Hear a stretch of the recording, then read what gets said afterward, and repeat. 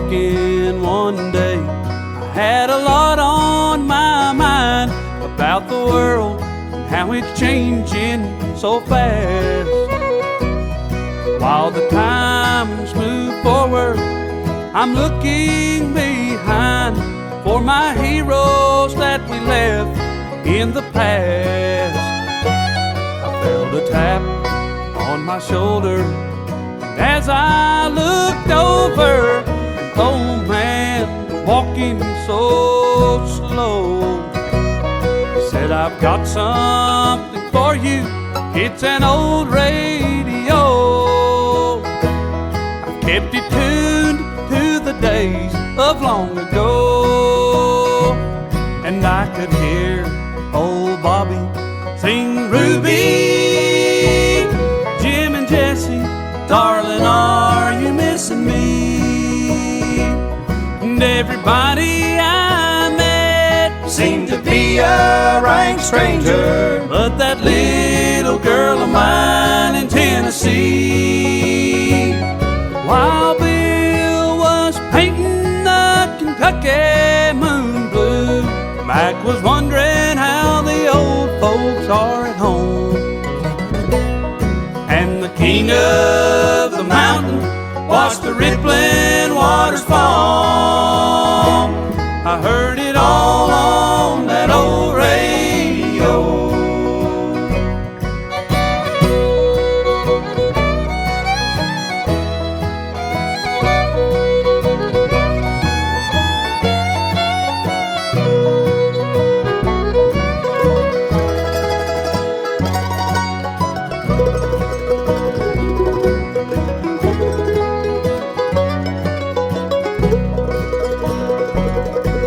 I turned to tell him thank you, but the old man was gone. As I wiped a tear from my eyes, I heard a voice calling in that old ancient tone. It said, "Son, my music will never die." And I can still hear Bobby sing, "Ruby, Jim and Jesse, darling, are you missing me?"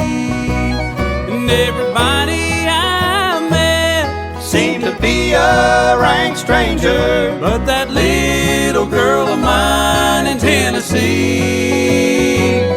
While Bill was painting a Kentucky moon blue, Mac was wondering how the old folks are at home. And the king of the mountain watched the rippling waters fall. I heard it all on that old radio. And in a dreary Yankee prison, the rebel soldier lays on. I heard it all on that old radio.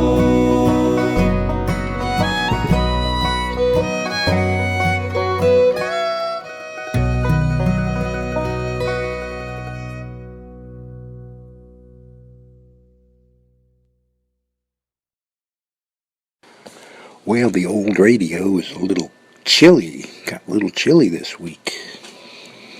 Good day, everybody, and welcome to show number 7, Old Time Radio with Rick. I'm Rick Skeen, your host, and the radio's getting warmed up and ready to go for this week's selection of Thanksgiving shows. So we're going to go ahead and get started with our first one. From November 23rd, 1950, this is Father Knows Best, and it's just entitled Thanksgiving Show. Mother, is Maxwell House the best coffee in the whole world? Well, your father says so, and your father knows best.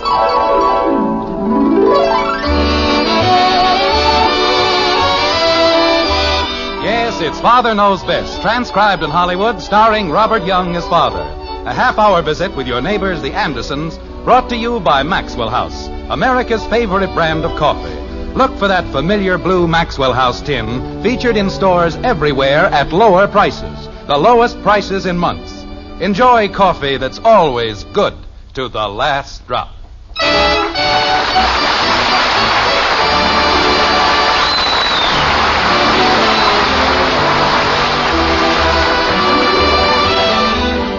Heap high the board with plenteous cheer, and gather to the feast, and toast the sturdy Pilgrim band whose courage never ceased.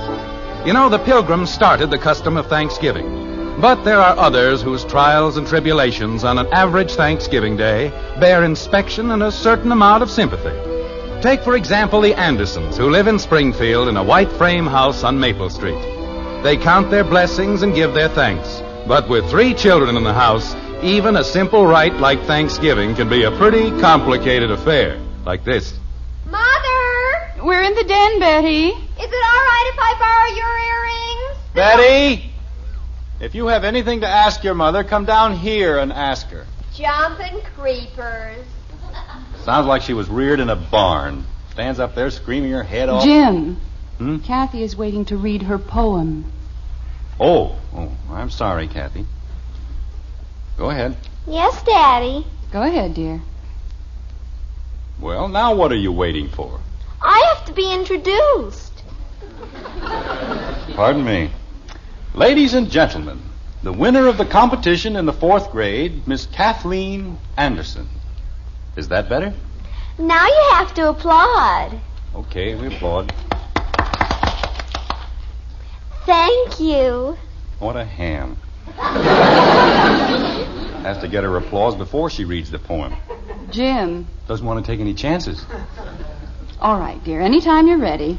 Yes, Mommy. Thanksgiving Day by Kathleen Joy Anderson, 4th grade. Thanksgiving is a lucky day. Wait a minute. What was that name? The name? Your name. Say it again.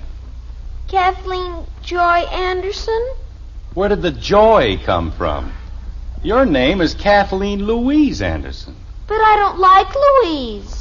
You what? Jim, Kathy and I talked it all My over. mother's name is Louise, and if it's good enough for my mother, it's good enough for her. It's only a middle name, dear, and if she doesn't like it... Why shouldn't she like it? What's wrong with it? Nothing, Jim, but it's her name. You're darn right it's her name. She's not going to change it. Now, go ahead. Mommy? Go ahead, dear. Gee whiz. My grandmother and her mother were named Louise. There's no reason why she should want to change it. Well, What? read the poem. Yes, Daddy. Thanksgiving Day by Kathleen Louise Anderson, That's more like it. 4th grade. That's much better. Jim, please. All right, Kathy, go ahead. Thanksgiving is a lucky day for all the girls and boys. It isn't just like Christmas when your parents give you toys. It isn't even like Easter when you get an Easter bunny. Or even like your birthday when your uncle sends you money. What? Jim. When did her uncle ever send her money? Or anything else? Kathy. She's 9 years old. He's never sent her a button. Gives her money. He's so tight he can't even sit down. Jim Anderson, I know you don't like him, but he's been very good to my sister, and if Kathy needs him for her poems... Santa Claus and the Easter Bunny and your brother-in-law. Boy, is that a combination. Go ahead, Kathleen. Yes, Mommy. Thanksgiving Day by Kathleen... Not from the beginning, Kathy. Start where you left off. I don't remember where I was. Your uncle was giving you money. Oh. That's something we can all remember. Yes, Daddy. This isn't a poem, it's a fairy tale. Jim, if you say one more word... I'm sorry. Go ahead, Kathy. Is it all right if I start up near Christmas? Start anywhere you like, but start. Okay. Thanksgiving Day by Kathleen Louise, 4th grade. Oh, dear. Thanksgiving is a lucky day for all the girls and boys. It isn't just like Christmas when your parents give you toys. It isn't even like Easter when you get an Easter bunny. Or even like your birthday when your uncle gives you money. I didn't say a word. Go ahead, dear. It isn't like the 4th of July or Decoration Day or summer vacation or Halloween. Kathy, when are you going to stop telling us what it isn't like and tell us what it is like? How can she when you keep interrupting? Well, it's supposed to be a poem about Thanksgiving, isn't it? And what has she said? It isn't like Christmas. It isn't like the 4th of July. Who said it was? Jim, the poem has already won the contest. We're just supposed to listen. But as long as... We're just supposed to listen. Go ahead, dear. You mean from the beginning? No. Start after that funny part where your uncle gives you money. Okay. It isn't like the 4th of July or Decoration Day or summer vacation or Halloween when all the kids can play. No! Jim! Oh! Good grief. Oh. Scare a man half out of his wits? Mother, is it all right if I borrow your earrings? Look what you've done. Ashes all over the floor. Well, I'll clean it up, Margaret. Don't worry about it. What happened? Nothing happened. I knocked over the ashtray, that's all. Go ahead, Kathy. Thanksgiving is a different day. Excuse me, Kathy. I have to speak to Mother. Let her finish the poem, Betty. Father, I told Janie Liggett I'd be there early. She's counting on me. You don't have to read a poem over the radio. Oh, no. You mean she's going to read that horrible thing in public? Thanksgiving is a lucky day. I didn't see you winning any free turkey dinner. I didn't have to. The Liggets are going to have 3 turkeys. Wait a minute. The way you kids talk, you'd think we'd never had a turkey in this house. Jim. I've got a good mind to keep you all home. Father. Jim, it isn't a question of turkey. Kathy's principal told you. Why couldn't they have their dinner some other day? But Thanksgiving dinner was the prize, dear. For all 8 grades, it's become a major event. And the Liggets. If somebody looks cross-eyed, Janie Liggett has a party. Father, you said... I know what I said. And it'll be a relief to get you all out of the house. Your mother won't have to spend all day cooking a dinner you'll wolf down in 20 minutes. Jim. We'll have a little peace around here. Even if it is Thanksgiving. Thanksgiving is a different day. The day I like the best. Kathy, I haven't asked about the earrings. Which earrings, Betty? The ones with the rhinestones. Oh, dear, those are much too old for you. Oh, no, they aren't, Mother. Really, they aren't. Thanksgiving is a different day. Just a minute, Kathy. Betty, if your mother says they're too old for you... But they aren't, Father. I tried them on. Don't you think something less formal would be more suitable? But, Mother... After all, rhinestones in the afternoon. Not good, huh? Not good at all. How about the little pearl ones? Oh, much better. May I? Of course, dear. Oh, thank you, Mother. You're an angel. Go ahead, Kathy. Maybe I ought to get the vacuum cleaner. The whole rug's a mess. Just leave it, Jim. I'll clean it later. It'll only take me a second. Jim! All right, Kathy. No.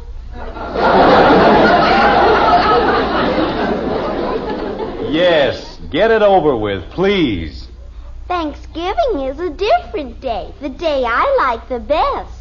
It's even better than Sunday, which is called the day of rest. Thanksgiving is my favorite day. So long, everybody. Oh, goodbye, dear. Now have a nice time. Bud, what are you doing with my suitcase? What? Thanksgiving is my favorite day. Come in here and bring the suitcase. Gosh, I'm not going to hurt it, Dad. Did anybody say you could borrow my suitcase? No, Dad. Then why are you taking it? Well, I have to carry them in something. Carry what? The football letters. They're going to give them out at the dinner, and the coach said... Put it back where you got it. But the coach said I could eat with the team. I said put it back. Holy cow. Thanksgiving is my favorite day. Jim, he isn't going to hurt anything. That's not the point. He has no right to take things without asking for them. But you were busy, Dad. I tried to ask you this morning, remember? I said, Dad, and you said you thought it was going to be wonderful for you and Mom to have Thanksgiving dinner in a restaurant for a change. And I said, Dad, and you said you thought everybody made too much of a fuss about Thanksgiving anyway. And I said, Dad, and you said... Bud. Take the suitcase. Oh, boy. And next time, ask for it. I tried to, Dad. I said... Bud. Okay, Dad. Goodbye now. Oh, is Billy here, dear? He's parked out front. Well, have a good time. Don't eat too much turkey. I won't. See you later. Goodbye, dear. Goodbye, Betty. Bye. Thanksgiving is my favorite day. Just a minute, Kathy. Bud, are you driving downtown with Joe Phillips? Yes, Dad. Why don't you drop Kathy off at the school? Okay. Come on, Kathy. I haven't finished my poem. Well, why haven't you? I haven't heard anything else for the past hour. I tried to read it, and first you said that Uncle Richard... Come on, Kathy, will you? I'm late. Nobody ever lets me do anything just 'cause I'm the littlest one in the family. Kathy, read the poem. Everybody thinks they can pick on me. Kathy. Thanksgiving is my favorite day, dear. That's where you left off. And they don't have any right to... Thanksgiving is my favorite day, though the skies are gray and murky. 'Cause that's the day when I get to eat the drumstick of a turkey.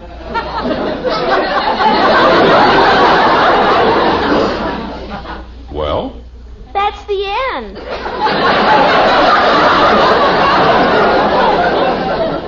Some poem. Bud. It's a very lovely poem, Kathy. Thank you, Mommy. You mean that won the competition? Jim. Well, I'm not surprised. It's very good. A little sentimental, perhaps, but very good. Thank you, Daddy. Get your coat, Kathy, and let's go.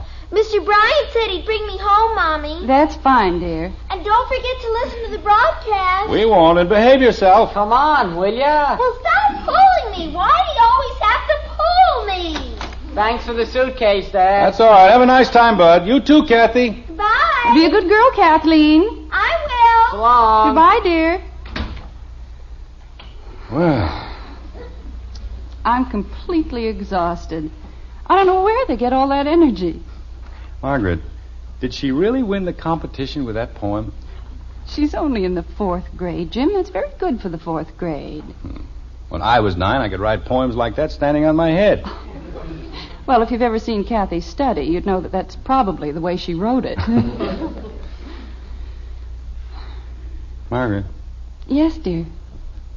have you noticed how quiet it is? Yes, dear. Hasn't been this quiet for weeks, has it? No, dear. It does you good to get away from the kids for a while. Gives you a chance to relax, take things easy. Read your paper and things. Yes, dear. Get the kids out of the house and it makes all the difference in the world. Get a little peace and quiet. Don't you? Yes, dear. All that excitement and shouting and running up and down stairs, absolutely unnecessary, isn't it? I suppose so, dear. Margaret, Yes, dear. I'm lonesome. Yes, dear.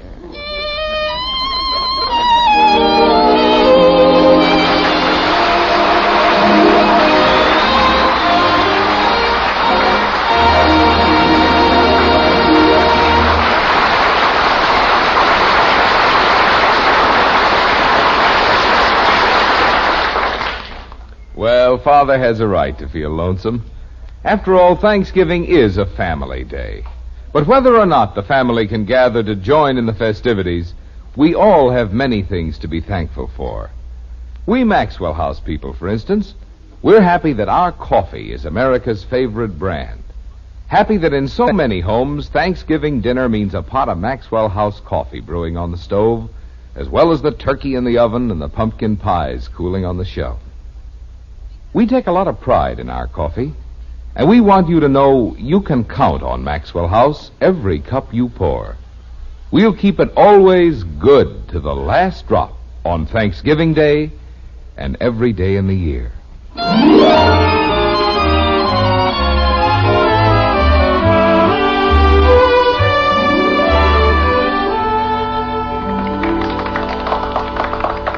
That was very good, Barbara. Very good indeed. Now, our next winner is a rugged individualist indeed. Jim, it's Kathy. I'll be right in. She put her thoughts on Thanksgiving into verse and will now read the poem which won for her the competition in the 4th grade. Ladies and gentlemen, Miss Kathleen Anderson. Is it Kathy? Has she started yet? Jim, be quiet. Well, I just wanted to know. Thanksgiving Day by Kathleen Joy, Louise Anderson. 4th grade. Thanksgiving is a lucky day for all the girls and boys. It isn't just like Christmas when your parents give you toys. Well, why doesn't she go on? Jim, please. Go ahead, Kathleen. It isn't as if she had to remember anything. She's got it right in front of her. But, dear, she's probably very nervous. Well, she can read, can't she? Kathleen, we're waiting. I want to go home. God, now what's gotten into her? Oh, the poor little thing. Miss Anderson just remembered a previous engagement. Well, perhaps we'll have better luck with our next little guest. The winner of the competition in the 5th grade.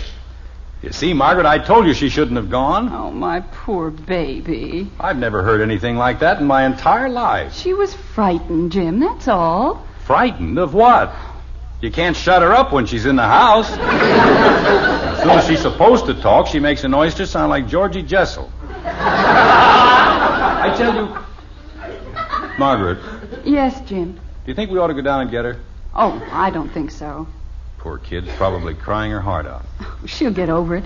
And don't forget, they promised her 2 drumsticks. I don't know. She didn't sound very hungry. Do I? What? You promised me a Thanksgiving dinner at the townhouse, remember? Oh, yes, I did, didn't I?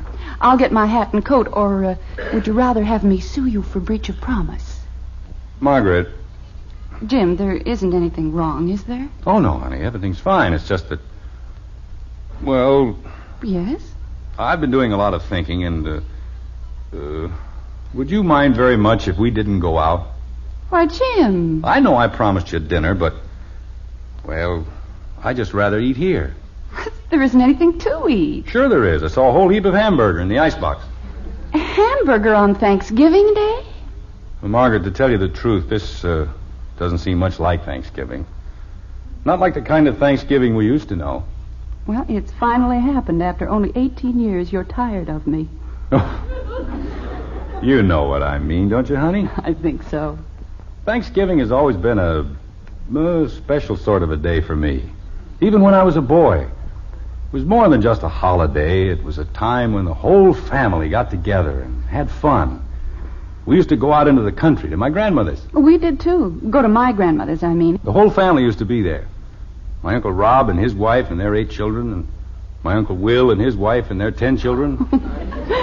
That must have been cozy. Oh, it was. We ate in shifts.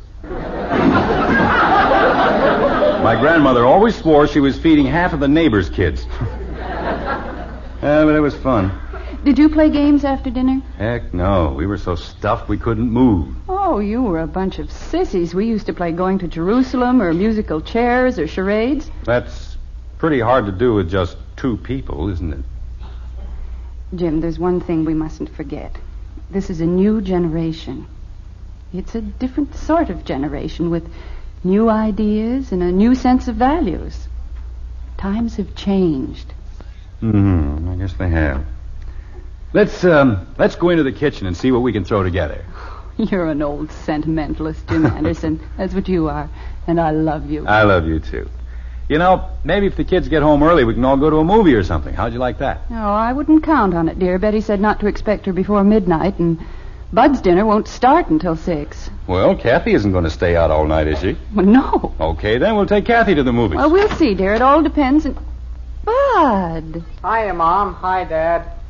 What are you doing here? Fixing a hamburger. Want one? Well, what happened to the dinner?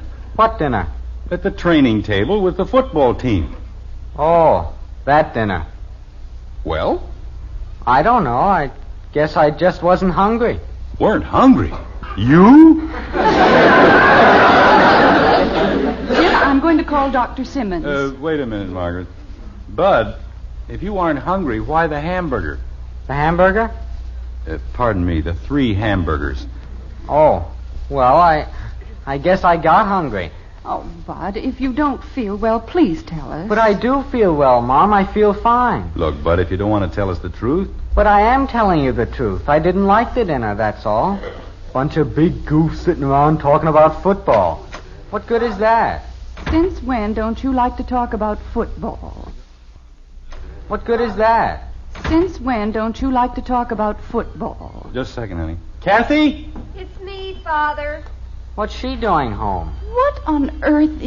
We're in the kitchen, Betty. I'll be right in. Oh, dear, just when everything was going so well. Margaret, why do you immediately assume that something is wrong? Maybe the Liggets decided not to have a party. Or maybe Betty had the wrong day. Lots of things could have happened. The party was today. I know it was. Well, maybe it hasn't started yet. What's everybody doing in the kitchen? Oh, hi, Bud. What are you doing here? Oh, nothing much. Want a hamburger? Okay. Never mind the hamburgers, Bud. We've got things to discuss that are much more important. Then hamburgers? Do you feel all right, dear? Sure. Why? You told your mother you wouldn't be home until midnight. Oh, well, I wasn't going to, but I came up with the most awful headache. Jim. You just said you felt fine. I do. Oh, I mean, I do except for this headache. Jim, I'm going to call Mrs. Liggett and ask her... Mother, you know if there was anything wrong, I'd tell you. I always have, haven't I? Yes, dear, you have, but... Just a minute, Margaret. Kathy? Yes, Daddy? We're in the kitchen. Come on in. Yes, Daddy. See, Margaret, I told you we should have gone down for her. Well, I had no way of knowing. What's the matter with Kathy? Your sister reads the first line of her poem and bursts into tears. No kidding. The poor little thing. Hello.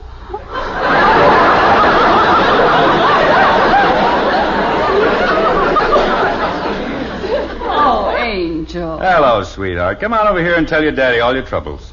I don't have any troubles, Daddy. I'm just not happy. Well, it isn't anything to cry about, is it? It was a lovely poem, darling, even if you didn't read it. And don't you worry, knothead. If anybody makes fun of you, I'll poke 'em right in the nose. Oh, Bud. I don't care if they do make fun of me. I didn't want to read my poem, not to them. Why, Kathy, they're your friends. I don't want them. It's Thanksgiving, and I wanted my mommy and my daddy and my sister and my brother. I was lonesome.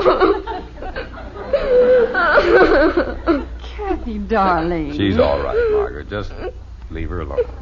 Mother, Yes, Betty. I was lonesome too. Oh, now, wait a minute. Oh, Jim. Margaret, not you.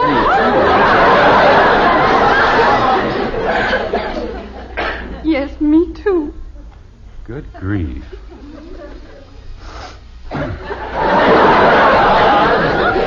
You sound like the third act of Uncle Tom's Cabin. What's the matter with you, Bud? Nothing. I just feel like blowing my nose, that's all. Well, blow it. Now, get busy with the hamburgers. Okay, Dad. How about a little food for the hungry Andersons? Well, I'm starving. Hamburgers. It's a fine thing to serve for a Thanksgiving dinner, isn't it? It sounds fine to me. I don't care what part of the hamburger I get. As long as it's the drumstick. That girl, Kathy. Well, what are we waiting for? Let's sit down and be comfortable. Well, I'll take over, Bud. I'm doing fine, Mom. Oh, Bud, really? Now, don't argue with the chef, Margaret. Just sit down and relax. Well, if you insist. 4 hamburgers coming up. Well, that'll take care of me, but what are they going to eat? Betty. Oh, you big pig. Margaret, kids, before we dig into these juicy Thanksgiving burgers, may I say something? Sure, Go Dad. ahead, dear. This has been, I think, the happiest Thanksgiving day of my entire life. And if you don't mind, I'd like to say a special grace. Oh, Lord, we give thee thanks from the bottom of our humble hearts for the blessings thou hast seen fit to bestow upon us. We thank thee for the food that graces our table, and the roof that covers our head. We thank thee for the privilege of living as free men in a country which respects our freedom, our personal rights to worship and think and speak as we choose. But most of all, dear Lord, we thank thee for making us a family, for giving us sincerity and understanding. We thank thee for giving us the most cherished gift a family may know, the gift of love for one another. Amen.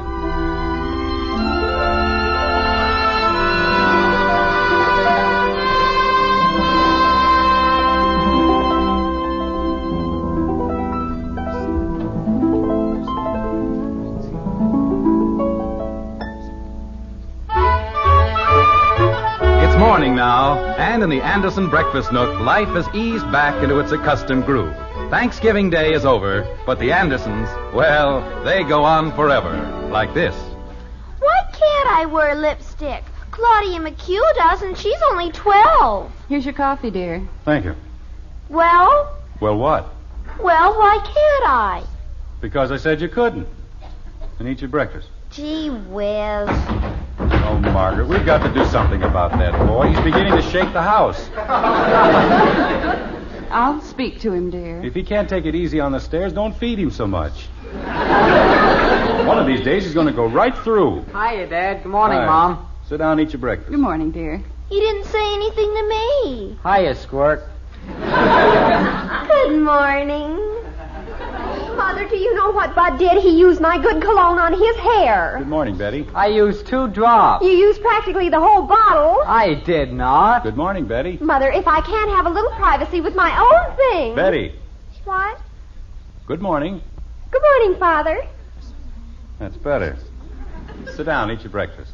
Jumping creepers. You know, Margaret, there's one thing I'm really going to enjoy about our Thanksgiving Day dinner yesterday. What's that, dear? We're probably the only family in Springfield that won't be eating leftover turkey for the next month. Yes, dear. What are we going to have for dinner tonight? Leftover hamburgers.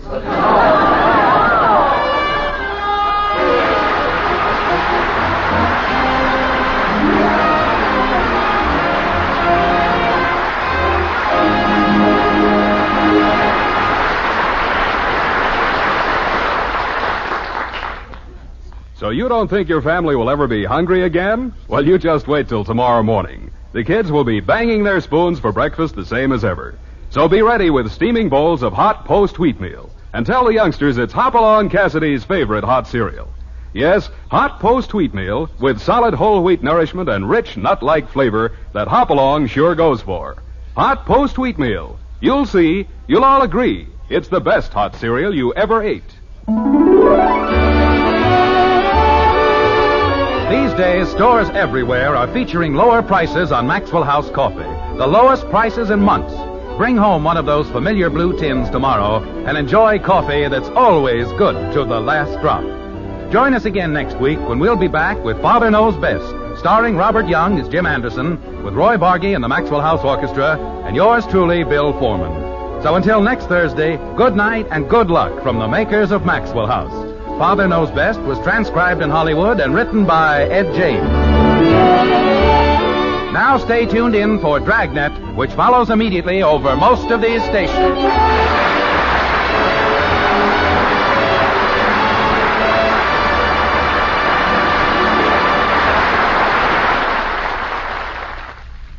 Exciting Dragnet is next, then we the...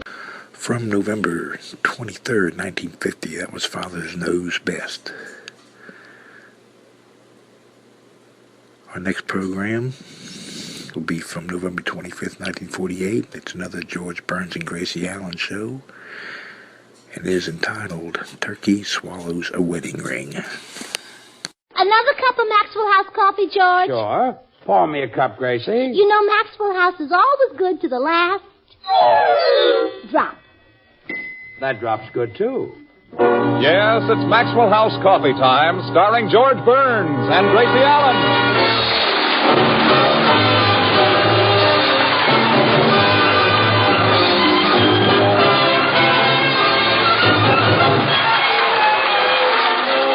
yours truly, Toby Reed, B. Benaderet, Hans Conried, Pat McGee, and Doris Singleton, Harry Lubin, the Maxwell House Orchestra, and Bill Goodwin.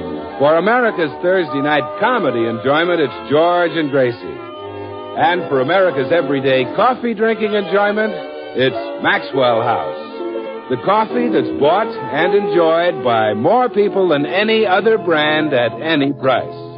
Yes, Maxwell House. Always good to the last drop.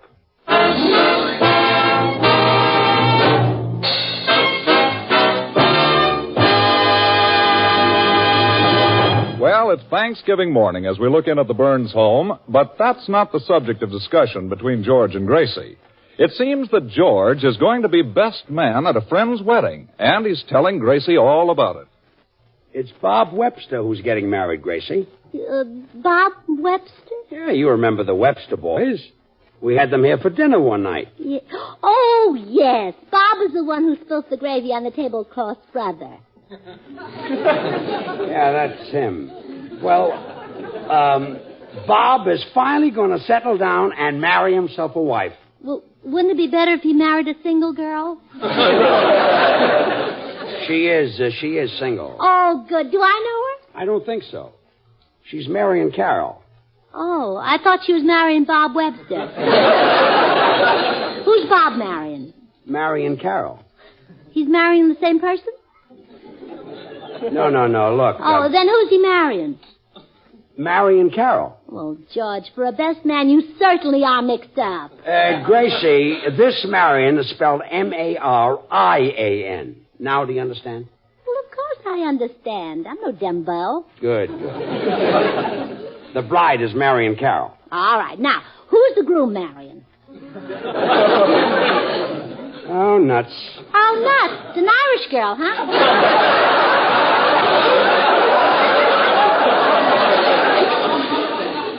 Yes, Molly O'Nuts.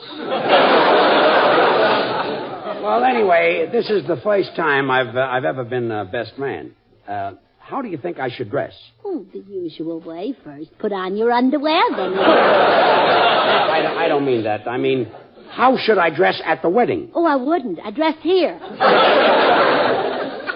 Well, forget the whole thing.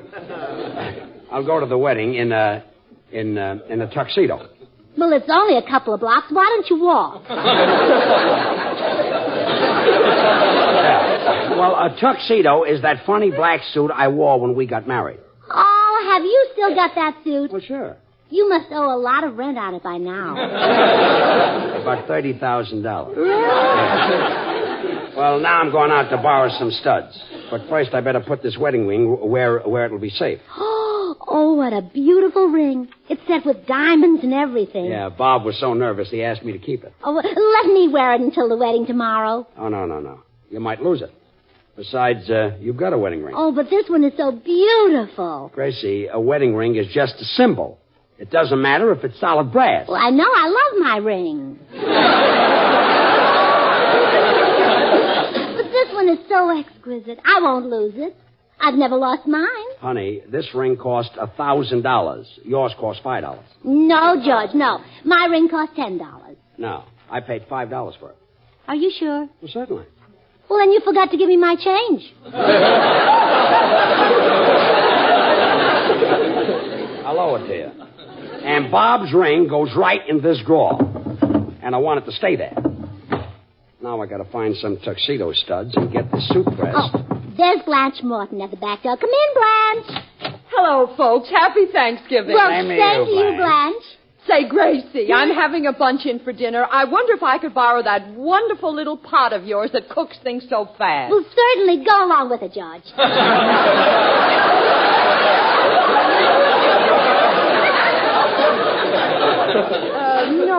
No, I mean your Presto cooker. Oh, that. Oh, sure. I'll be finished with it in a few minutes. Say, Blanche, has Harry got some tuxedo studs I can borrow? Oh, I think so. I'm best man at Bob Webster's wedding tomorrow. Really? Who's Bob marrying? Marrying Carol. No, George, you're mixed up again. He's marrying Molly O'Nutt. Well, let's not get back into that routine. I'll run over and get the studs from Harry. How's your Thanksgiving dinner coming along, Gracie? Oh, just fine, Blanche. I've made pumpkin pie, chestnut dressing, and see, I've got the oven turned to 350 degrees. That's perfect for browning a turkey. That reminds me, I better look at it. Uh-oh, I'm in trouble. You burnt the turkey? No, I forgot to get one.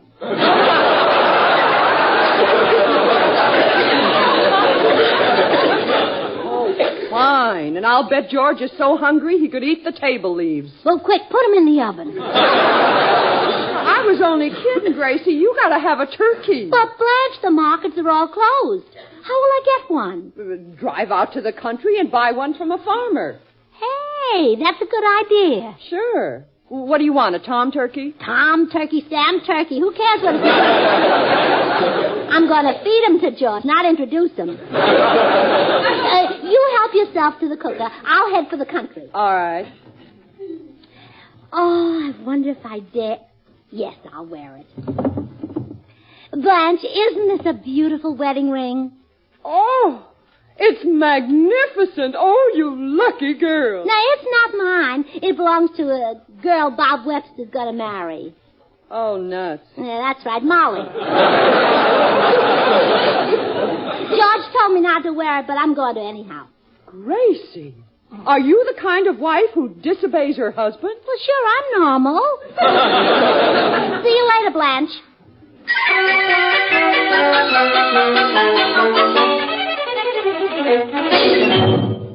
Well, there they are, ma'am. I've got about 20 turkeys left. I'm selling them for 60 cents a pound. Well, I guess I'll have to pay it. My husband insists on turkey, but it does seem high. It costs money to feed an old gobbler. Yes, especially when he insists on turkey.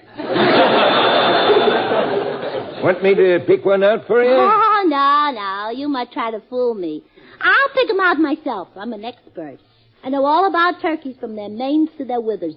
Yeah, I can tell you're an expert, all right. See one you want? Oh, I see one I don't want. That turkey nearest the fence. It's got flat feet. Yep. Besides, it's a duck. Well, I want a turkey. Oh, there's a cute little baby one. He'll be a fine bird when he grows up. He's milk-fed. Oh, now there you go, trying to fool me. That little turkey couldn't be milk-fed. He's too short to reach a cow's faucet. I'm sorry I tried to fool you. Well, I better pick out a turkey. Eeny, meeny, miny. Oh, my goodness. What's the matter? The wedding ring, it's gone.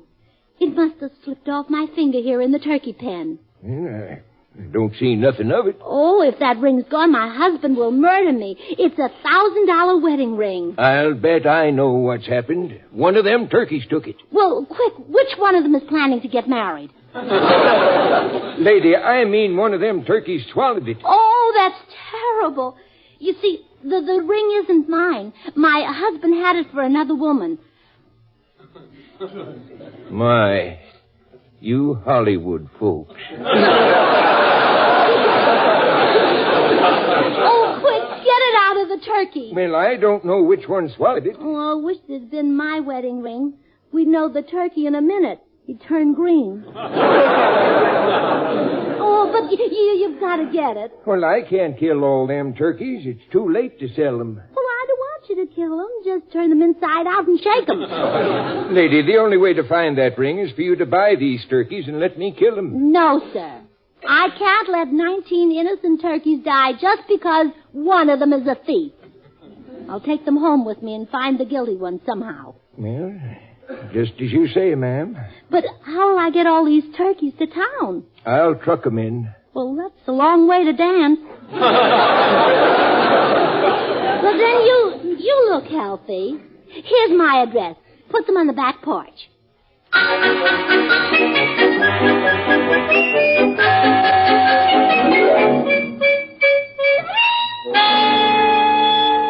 Gracie, I'm home. Where are you? Huh. Guess she's out in the kitchen. Hey, Gracie, I got the tuxedo studs. No, not here either. Maybe she's on the back porch.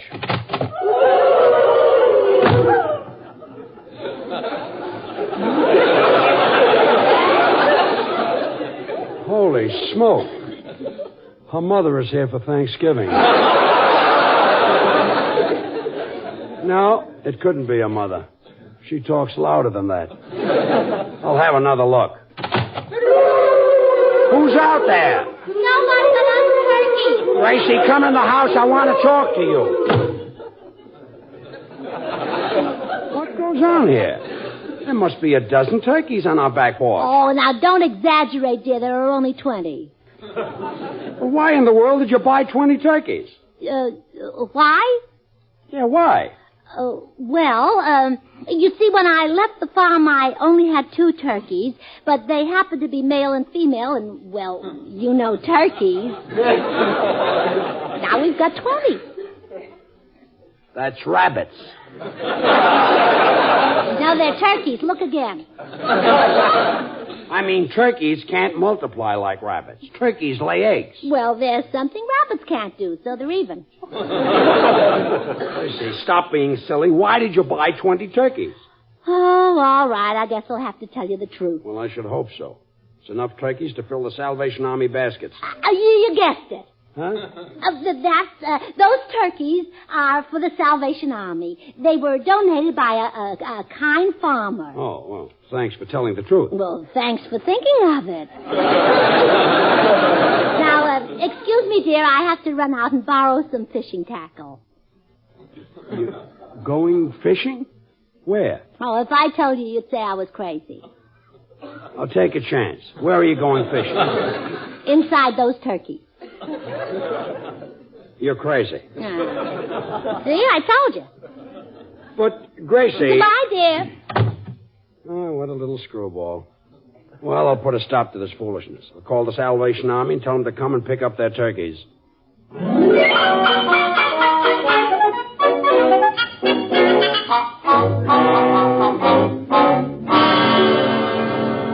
What? You let the Salvation Army take those turkeys? Well, certainly. They have to dress them and send them out. They may have to dress 19 of them, but one of those turkeys can afford the best tailor in town. What? I'll see you later, dear. What are you talking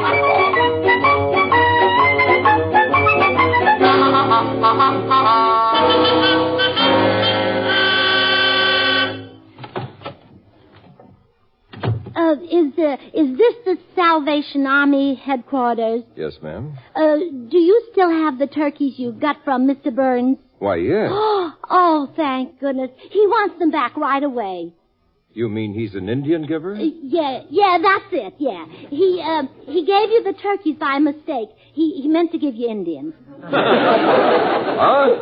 Well, you see, my husband was too proud to tell you, but our children are starving, and that's why we've got to have those turkeys back. All 20 of them? Yes.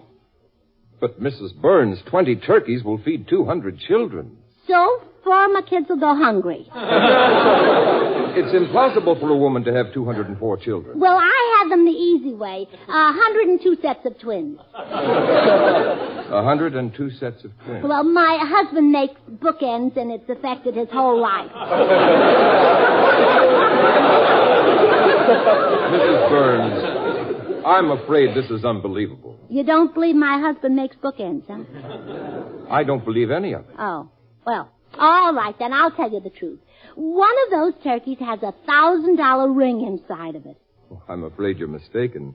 No ring was found when those turkeys were cleaned. Well, it must have been there. What cleaner did you send them to? We cleaned them ourselves, and there was no ring. Wait a moment. There was a baby turkey in the flock, too small to kill. He's here in the back room. Maybe he swallowed the ring. Oh, that cute little baby. Oh, that baby couldn't be a juvenile delinquent. I'm sure he didn't swallow the ring. Oh.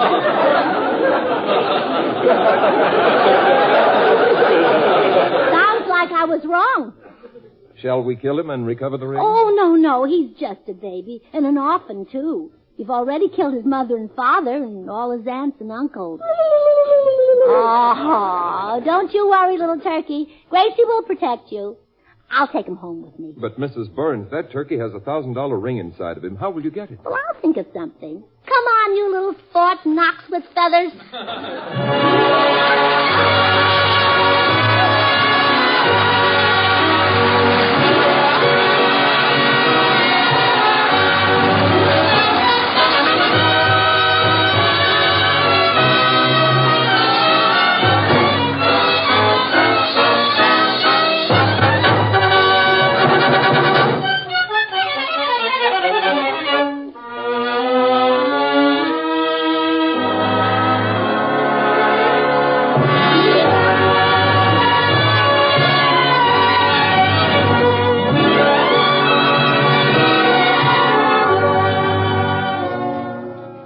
The hills of home, friendly American hills that today embrace a grateful nation, offering thanks for bountiful crops and rich harvests. Yes, on this most traditional of all American holidays, happy families are gathered at home, celebrating this Thanksgiving in feasting and good cheer, enjoying the warm fellowship and generous hospitality that make this day one of the favorite holidays of the year. And the folks who make Maxwell House coffee are happy indeed that their coffee, America's favorite brand, is such a familiar part of this Thanksgiving tradition. And they earnestly hope that their unceasing efforts to bring you the very best in rich, satisfying coffee drinking goodness will continue to add to your enjoyment of Thanksgiving and every day in the year.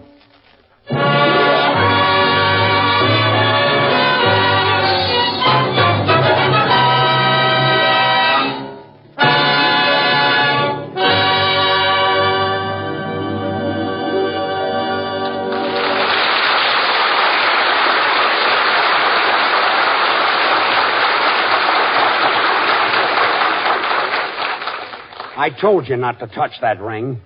Now it's inside this silly turkey. Oh, please, George. He didn't know what he was doing. He's just a baby, an orphan. Orphan schmorphin. Gonna chop his head off, cut him open, and take him apart. But, George, he might not recover from a thing like that. So he doesn't recover. Now give him here. No. Now, wait.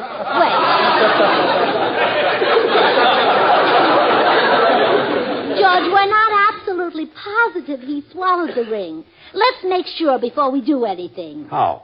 Well, let's take him to a doctor and have him x-rayed. I'm not going to a doctor's office just to have a turkey x-rayed. Well, all right. While we're there, he can take out your appendix.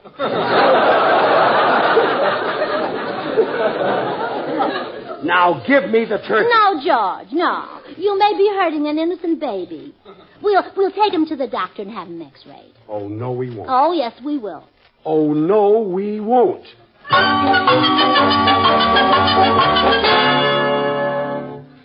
Here's the doctor's office, George. You stay in here in the waiting room with the turkey. I'll go see if the doctor's busy. Make it snappy. Oh, quiet.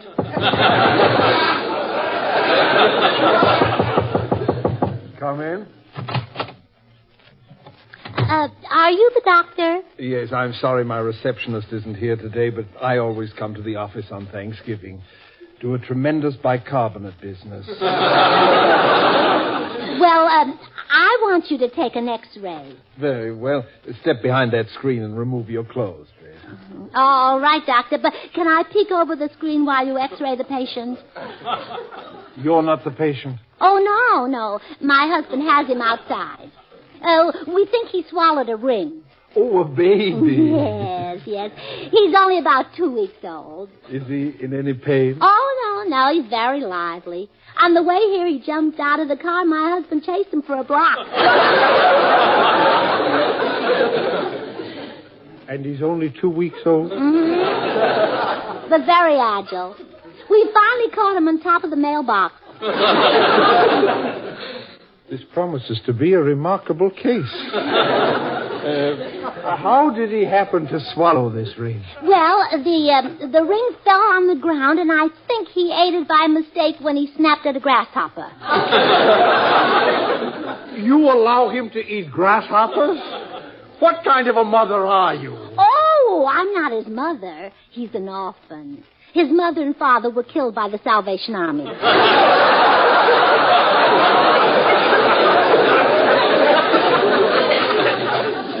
I'm a bit confused.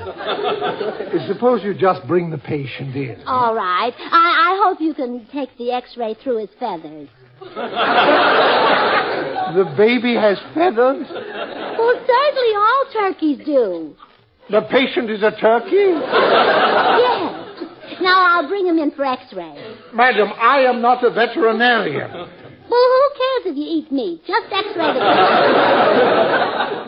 I'll make a bargain with you.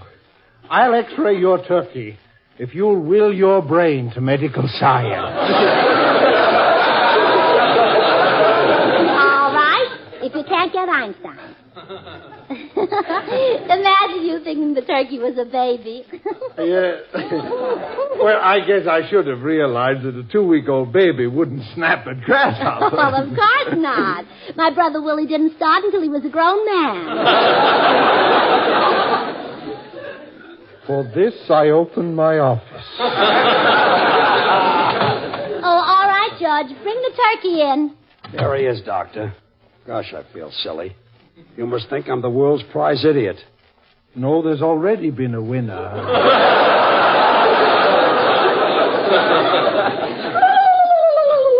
Now, quiet, baby. You're going to be X-rayed to see if you swallow the ring. I'll just put him behind the fluoroscope here. Oh, my goodness. I don't see the ring, but he certainly has swallowed a lot of bones. You are looking at his skeleton. Wait, I see it. The ring is in his esophagus. Oh, now, Doctor, I'm over 21. You can say stomach in front of me. It's not in the bird's stomach. It's lodged halfway down its throat. Can we get it without killing him? Not unless he coughs it up. And turkeys rarely cough. Then I'll have to kill him. Come on, Gracie. Oh, no, George, please. Give him a chance. But suppose he never coughs up the ring. I'll have to cough up $1,000. Oh, I thought you kept your money in the bank. Come on.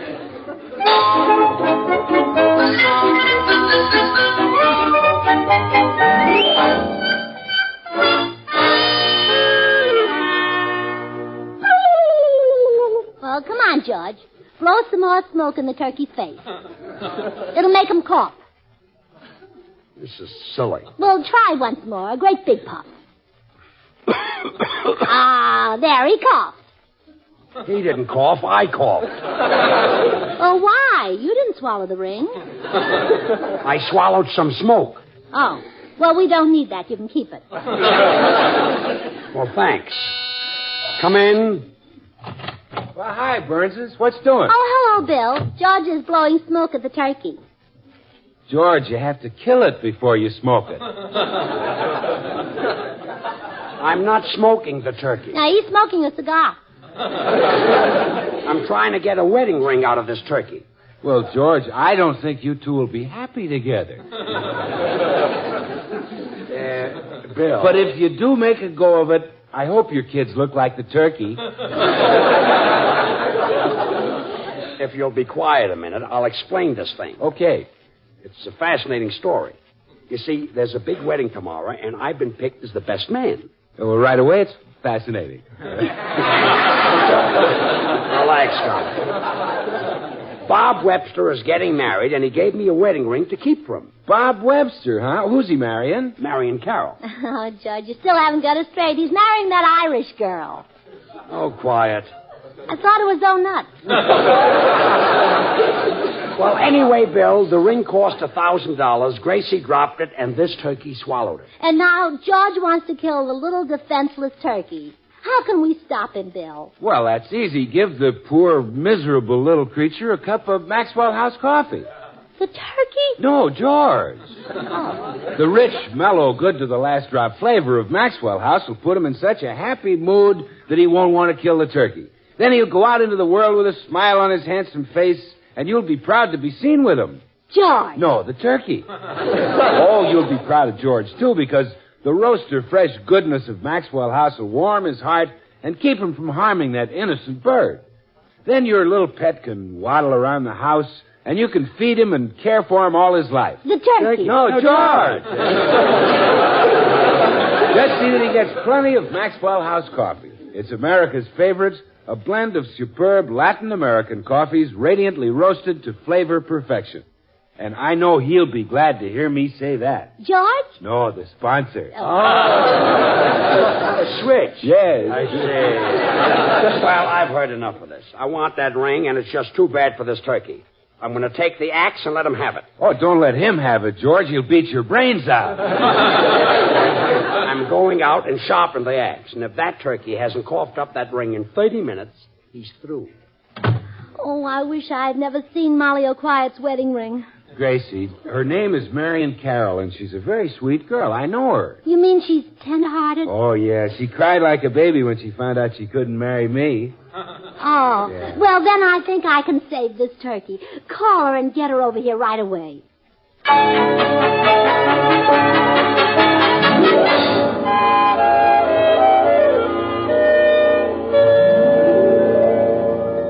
So that's the situation, Marion. Your ring is inside this darling little turkey, and I know you wouldn't want him killed.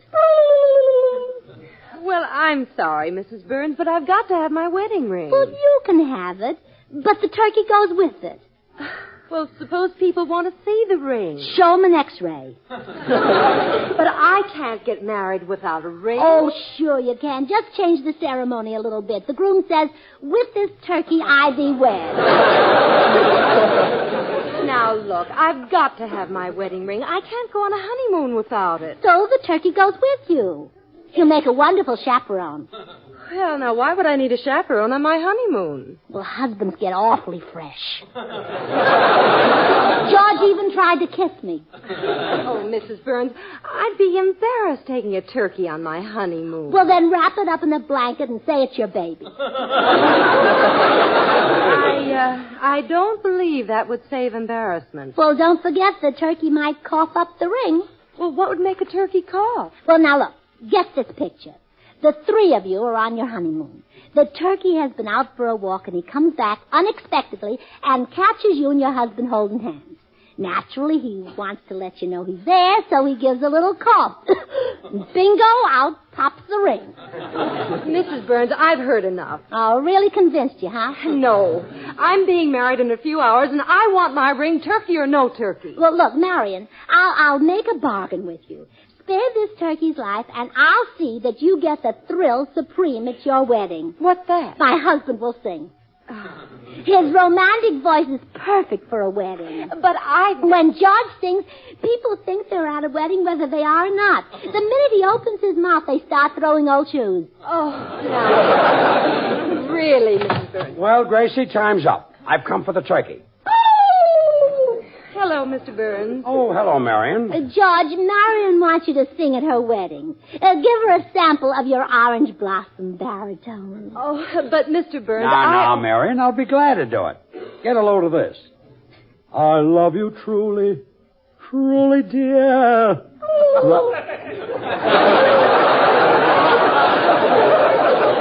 Life with its sorrow. Life with its tears.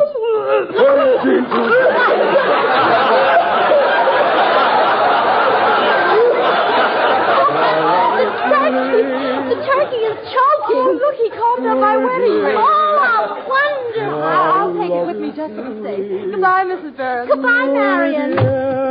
Well, George, she's gone. Oh, do I get the job? Yes, dear. Anytime a turkey swallows a wedding ring, we'll call on you. Well, I'm a success.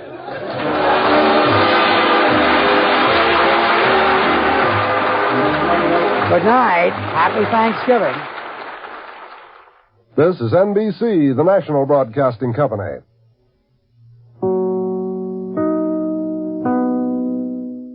And that was from November 25th, 1948, Burns and Allen. Next program we got for you is Jack Benny from November 19th, 1939, and it's entitled An Ostrich for Thanksgiving.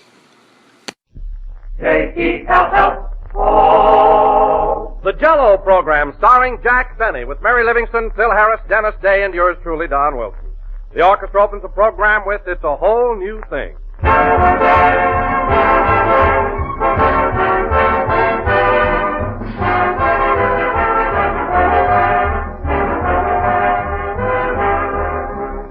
Ladies and gentlemen, this is the age of research. So we've been doing a little research on the subject of Jell-O. Well, we found out that the best days of the week to serve Jell-O are Sunday, Monday, Tuesday, Wednesday, Thursday, Friday, and Saturday. Which is just another way of saying that Jell-O is always, anytime, and every time, a perfectly swell dessert. For Jell-O brings you that full, extra-rich flavor. A flavor as fresh and sunny as the real ripe fruit itself. And all 6 of Jell-O's famous flavors has the same rich goodness. Strawberry, raspberry, cherry, orange, lemon, and lime. A grand, satisfying flavor that has made Jell-O America's favorite gelatin dessert. And you like Jell-O's gay, appetizing appearance, too. Its shimmering, jewel-like colors that make it look so inviting. So enjoy some tomorrow. Just be sure to get genuine Jell-O and don't accept any substitutes. Look for those big red letters on the box. They spell Jell-O.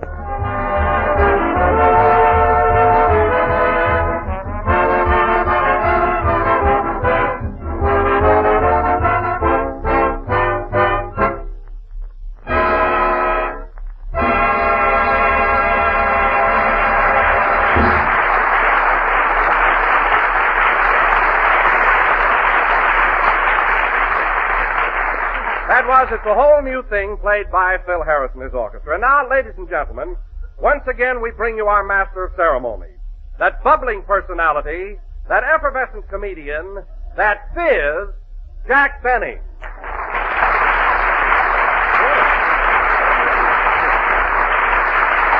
Well, thank you. Hello again. This is Jack Benny, the carbonated kid, talking. And, Don, I like that introduction. It fits me to a T. I am bubbling and effervescent. The fizz you can have back.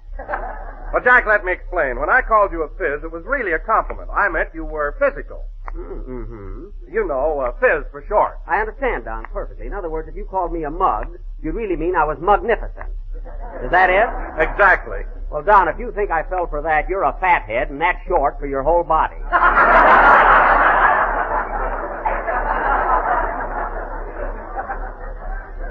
Anyway, Don, let's not get into a routine because I know how you appreciate a good story. And I heard a gag a few minutes ago that will positively put every one of your tins in motion.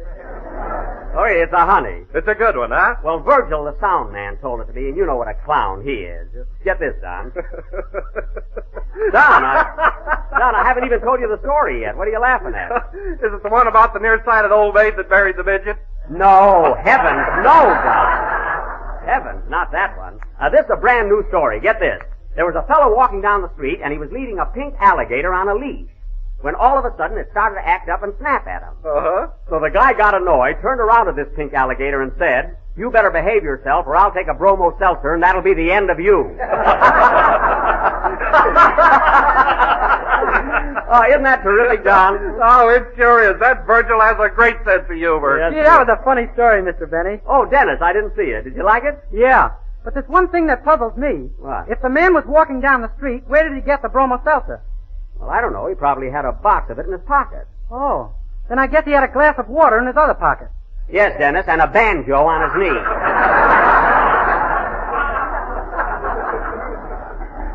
Now, don't worry about it. Say, you're here kind of early tonight, Dennis. Where's your mother? She's across the street in the bowling alley. In the bowling alley? Well, with her legs, you better watch out. Anyway, Dennis, I'm glad you're here on time tonight. Now, try and make a habit of it. You know, Jack, I can't get over that story you told me. It's silly, but I get a great kick out of it. Isn't it ridiculous? Oh, hello, Mary. Hello, Jack. What's so funny? Mary, I must tell you. Did you hear the story about the fellow that was walking down the street leading a pink alligator on a leash? Is that the one where the man said, "I'll take a bromo seltzer and that'll be the end of you"? Yes. No, tell it to me. Well, this guy was... Wait, you just told me the answer. I thought you said you never heard it. Oh, stop, Jack. That's one of the oldest jokes in the world. Mary, jokes happen to be my business. And if that was the oldest joke in the world, I'd be the first one to know it. Should I let him have it, folks? Never mind. Do me a favor, will you, Mary? Go out and come back in again. Well, gee, Jack, as long as you're telling jokes, why don't you tell a good one? I heard a gag last night that was terrific. Oh, you did, eh? Yeah. A man walked into the house and said to his wife, "It's raining cats and dogs outside." Uh-huh. And she said, "How do you know?" Mm-hmm. And he said, I just stepped in a poodle. I know where you heard that, Mary, at the Wilshire Bowl. Phil Harris has been husking that for 3 years.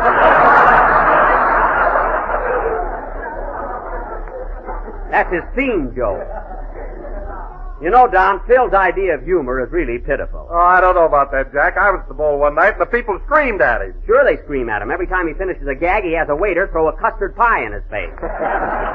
That's why. I didn't see anybody do that. Oh, well, you must have been their bucket of water night. That's his idea of changing material. Well, I'll say one thing about Phil. He sure attracts the young collegiate crowd. All the college boys go there. They have to go there, Mary. That's part of their initiation.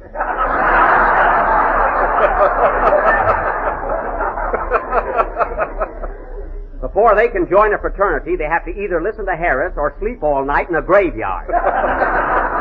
In a graveyard? Yes, and you'll be surprised at the number of kids around here that aren't afraid of ghosts. Yes, sir. You know, Jack, Phil sure believes in that college spirit. Look at that sign on the bass drum. Oh, yeah. Phil Harris and his collegians. Look, he spells collegians with one L. Well, he spells Phil with two, so it's all even. You know, Mary, sometimes I think that Phil... Jiggers, here he comes now. Don't jiggers me.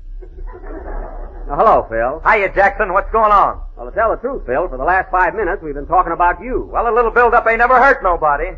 No, Phil, and never done you no good, either.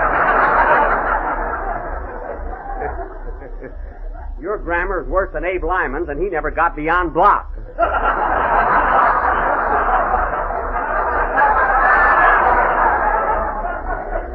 Well, who cares about grammar? I got other things to worry about. Oh, I can imagine. Say, Phil, I noticed that new sign you got on the bass drum. What happened to that corny painting you used to have there? Corny? Yeah, you know, the one with the yellow moon and the green river and the purple trees. Remember that one, Mary? Yeah, he used to call it Gypsy Doodle by Rembrandt. That's the one. Whatever happened to that painting, Phil? I sold it to the Metropolitan Museum in New York. You mean the Museum of Fine Art? I don't know what they got there, but that's the joint that bought it. Phil, are you crazy? Crazy nothing. Someday that picture will be hanging in Paris, right next to the Mona Lulu.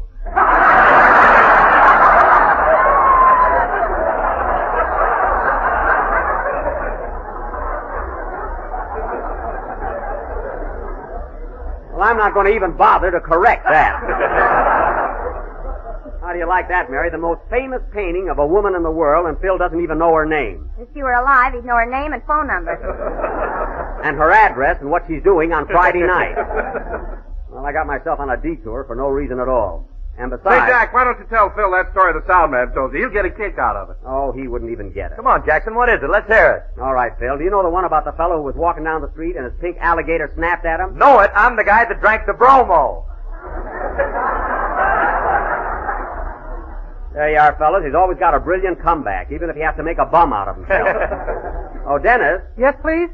How about a song before we get involved again? Okay, Mr. Benny. I'm going to sing an old favorite by Stephen Foster called Jeannie with the Light Brown Hair. Oh, that's swell, Dennis. I love those old songs. Old songs, old gags. What this program needs is glands.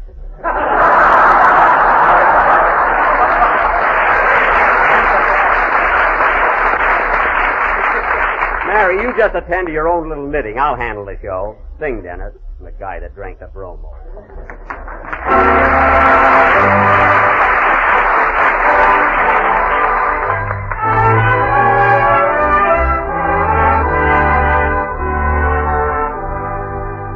I dream of Jeannie with a light brown hair, on like a vapor on the golden air. I see her tripping where the bright spring plays, happy as a daisy along her way. Many are the wild notes a merry voice would call, many are the blithe birds that warble them all.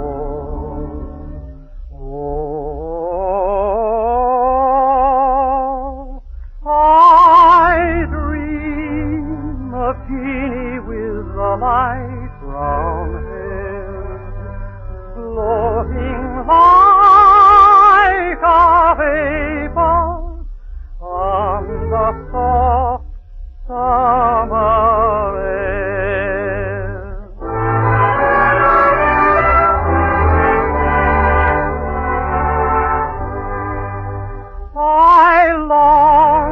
for Jeannie with the day-dawn smile, radiant with gladness, warm with winning guile.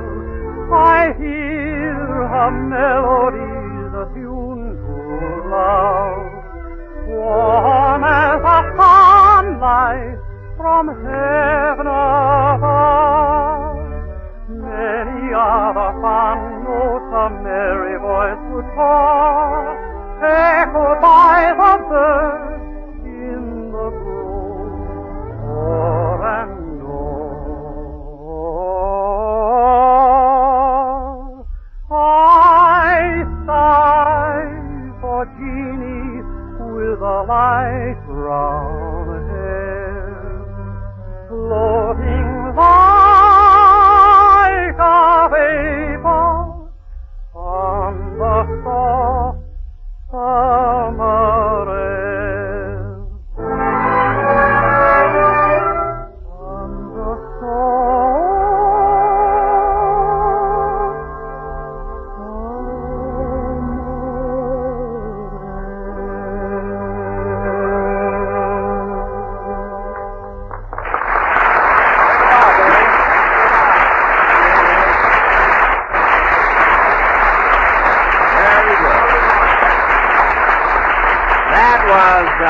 I Dream of Jeannie with the light brown hair, sung by Dennis Day. And Dennis, those old songs always do something to me. I love them. Me too. Jeannie with the light brown hair. What a grand title. You know, Dennis, I used to have light brown hair in my hair. Why, Jack, from the pictures I've seen of you, I thought you had black hair. No, Don, it was brown. Sort of a russet brown. You know, just like the leaves in autumn. Well, rake 'em up and let's get on with the show.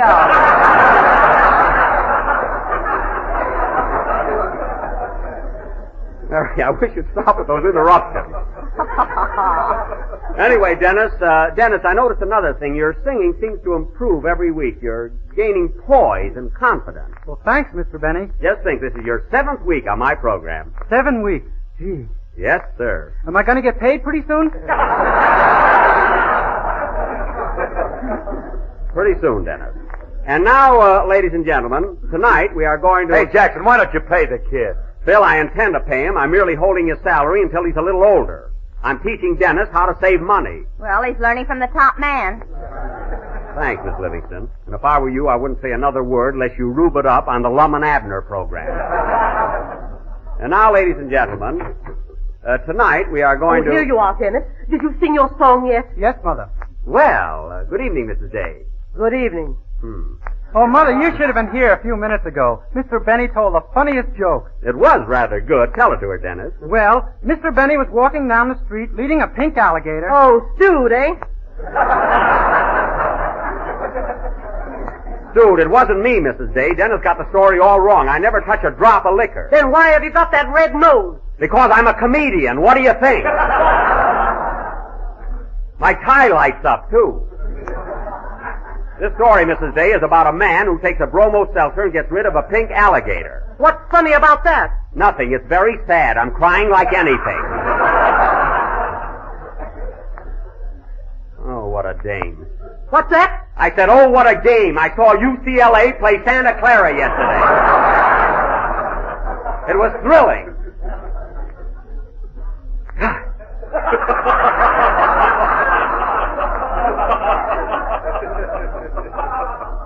And now, ladies and gentlemen, if you will please forgive my outburst, as I started to announce, tonight we are going to offer an original little playlet all about Thanksgiving, written especially for the occasion by Mary Livingston. Mary, let me have it, will you? Oh, Jack, I forgot to tell you. What? I changed my mind about a Thanksgiving play and I wrote a poem instead. A poem? Hey, Mary, you mean to say we're not going to do a Thanksgiving play? No. Gee, and I was all set to be one of them pilgrims. Oh, fine. You'd make a great pilgrim, Phil. Well, I would. Listen, buddy, my ancestors came over on the Mayflower. Oh, did it dock in Dixie? I thought your family always lived in Tennessee. Not originally. You see, we migrated from Massachusetts.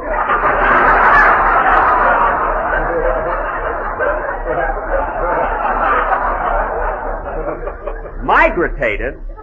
You don't by any chance mean you migrated? All right, we moved. Forget it. Migritated. You hear that, Mary? Yeah, he put in an extra syllable in it. You're not polluting. Ladies and gentlemen, before we get out of the mood, let me say a few words about Jalelo. Jalelo? It is economical, easy to make, and comes in 6 delicious flavors. So look for the big red letters on the barack. Thanks, Don. You surveyed the day. And now, ladies and gentlemen, as we have no Thanksgiving play... Mary Livingston's going to read a Thanksgiving poem. Oh, no, nothing doing. Oh, gee, it's swell, Jack. I don't care. You're not going to read it. Jack Benny, you let me read this poem or I won't buy my Christmas card from you this year.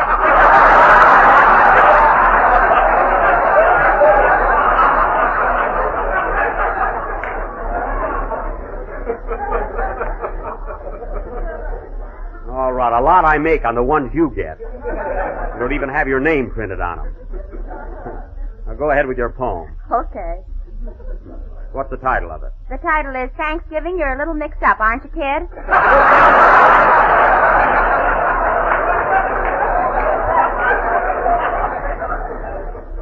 Well, that fits.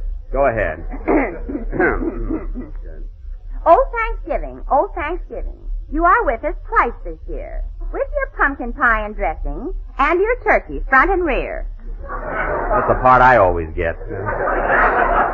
The Pilgrims planned in days of yore that you'd come once, not any more. But now you are a double feature, and we don't know which day to greet you. Greet her? That's what I said, you gorgeous creature.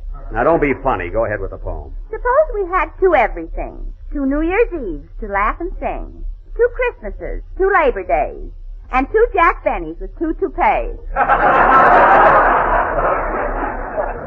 Mary, you're too pressing. Are you through? No, but I'm coming into the stretch. Oh. So Thanksgiving I don't mind. If you're a week before or a week behind. What's the difference? What the heck? The turkey's the guy that gets it in the neck. The end. Very good.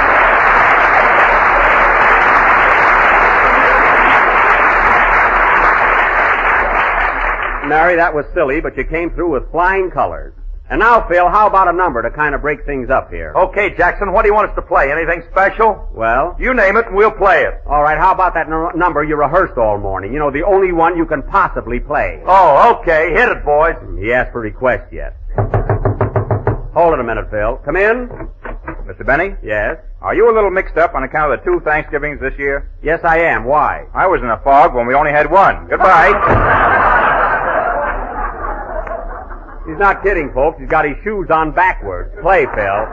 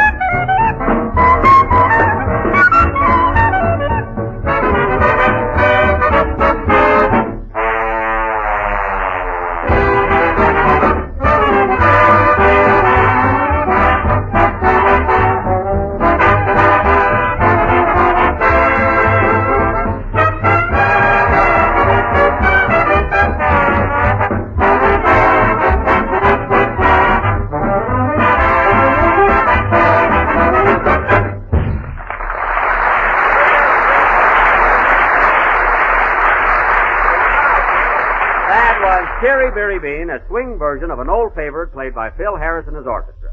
And now, fellas... Hey, what's the matter? Aren't you going to complain about the number we just played? No, Phil, I thought it was pretty good. I liked it, didn't you, Mary? Yeah, it was swell. Did you like it, Don? I thought it was okay. How'd you like it, Jack? Oh, it was great. How'd you like Phil's number, Mary? Well, I thought it was a little loud in spots, didn't you, Don? Yes, it seemed a little off here and there. What did you think of it, Jack? I thought it was lousy.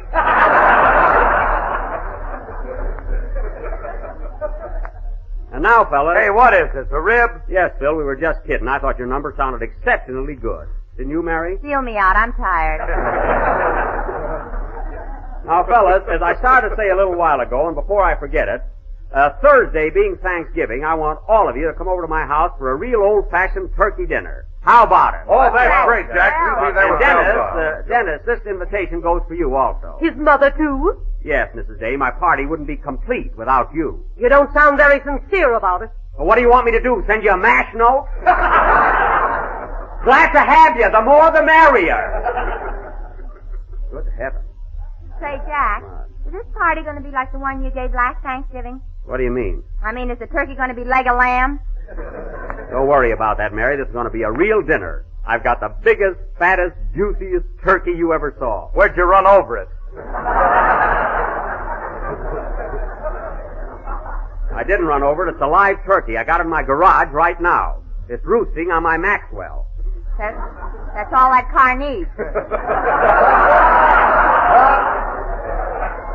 Well, you wait till you see that bird. I bet it weighs 65 pounds. 65 pounds? Why, Jack, you must be mistaken about that. Oh, no, I'm not, Don. I had it on the scales. It's an enormous thing. 65 pounds. Are you kidding? I'm not kidding. Wait till next Thursday and you'll see for yourself. It's going to be a swell party. How many people are you expecting, Jack? Well, there'll be our gang, and then I invited Clark Gable and Carol Lombard, Bob Taylor and Barbara Stanwyck, Tyrone Power and Annabella. Oh, Jack, you always ask them to every party you give, and they never show up. Well? Why don't you stop inviting them? I can't stop now. They'll think I'm mad at them.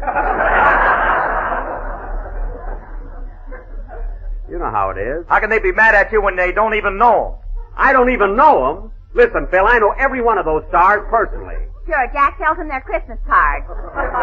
Mary, will you stop harping on that? The only reason you ever got cards from me is because I happen to have some left over. Every year. Oh, quiet. Now, don't forget, fellas, Thursday night at my house. Oh, we'll be there, Okay, Jack. You know that. Boy, we're going to have a big turkey and cranberry sauce and mashed potatoes. And, Don, guess what kind of Jell-O we're going to have for dessert? Strawberry? No. Raspberry? No. Cherry? No. Orange? No. Lemon? No. Give up? Yes. Lie.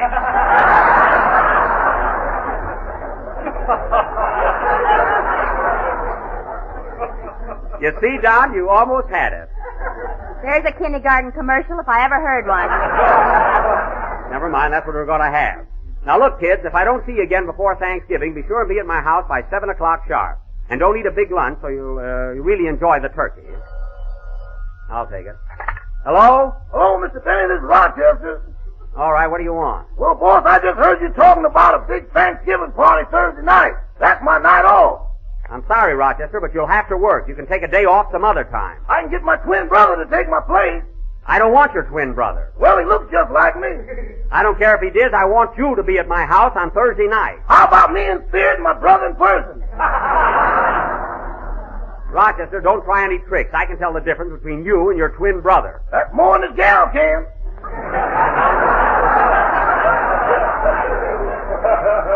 Never mind. Now look, Rochester, I want you to get that turkey up to 70 pounds by Thanksgiving, so go out in the garage and feed it. I'm working on a Christmas card. They can wait.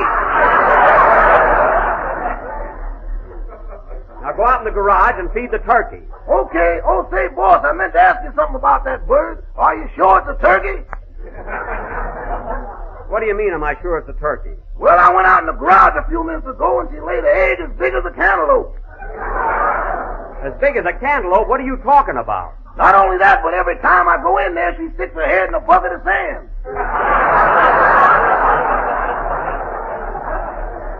What? Boss, you bought an ostrich.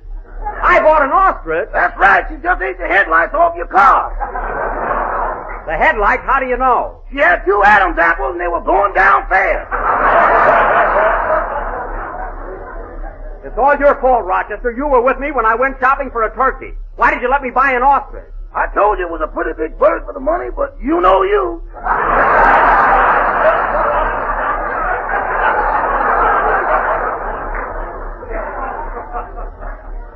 I guess there's nothing we can do about it now. Isn't that awful? I got a polar bear in the guest room and an ostrich in the garage. And mice in the pantry. Let's move out. Now, don't get panicky, Rochester. I'll be home in a few minutes. Meanwhile, call up the market and order a turkey. Okay. Goodbye. Goodbye. Oh, say, boss. What?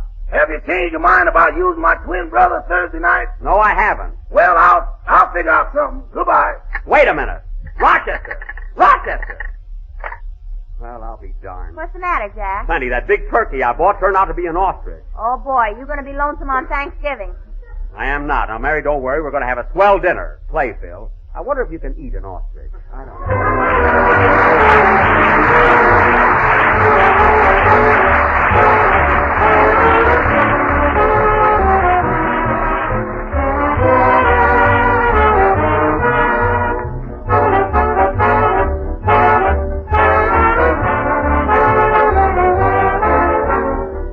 This year, some folks are celebrating Thanksgiving on the 23rd of the month, others on the 30th. Well, either way, I'd like to offer a suggestion in regard to your holiday menu. For dinner, of course, there'll be plum pudding or pumpkin pie, but later on in the evening, when supper time comes, bring the day's feasting to a fitting close with a truly out-of-the-ordinary dessert.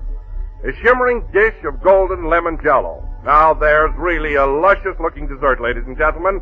A grand treat full of the ripe, tingling flavor of juicy lemons fresh from the tree and glowing with the warm color of sunshine. And you can serve it in shapely molds garnished with fruit, nuts, and maraschino cherries. Or it can be sliced into dainty cubes, tumbled into parfait glasses, and topped with snowy whipped cream. Either way, it adds up to a mighty slick dessert that will catch every eye and capture every taste. And that goes for all the rest of Jell-O's 6 delicious flavors. Strawberry, raspberry, cherry, orange, lemon, and lime. Jell-O, remember, is a light dessert. Just the thing to appeal after a heavy midday meal. And it's quick and easy to make and Mother will appreciate it after cooking a big Thanksgiving dinner. So order genuine Jell-O from your grocer tomorrow.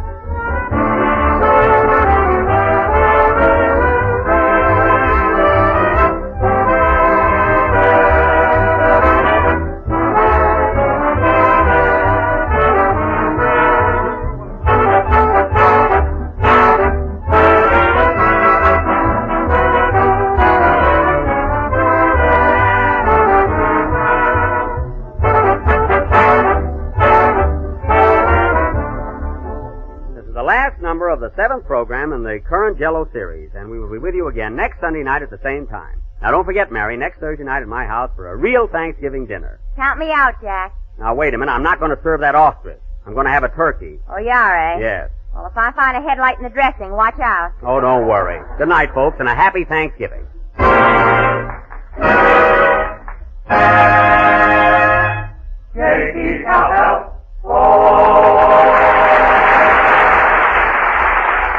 Here's news. Every Tuesday night, the Aldrich family is on the air, starring Ezra Stone as Henry Aldrich, that lovable hard luck kid.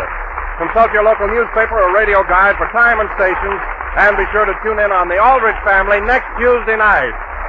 Bluebirds in the Moonlight is from Gulliver's Travels. This is the National Broadcasting Company. And that was the Jack Benny program from November 19th, 1939. Next show we're getting into here at our halfway point is the Jimmy Durante Gary Moore show from November 22nd, 1946. And the title of the show is A Thanksgiving Pilgrim Opera. Good health to all from Rexall.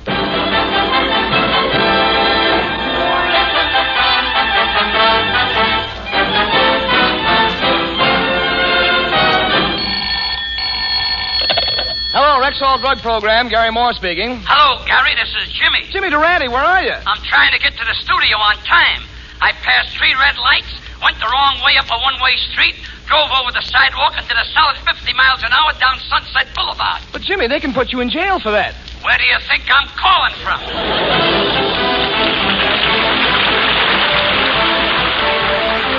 Yes, from Hollywood, it's the nose and the haircut. Jimmy Durante and Gary Moore with Suzanne Ellers, Roy Borgy and his orchestra, and yours truly, Howard Petrie. Brought to you by 10,000 Rexall drugstores, who carry the complete line of top-quality Rexall drug products.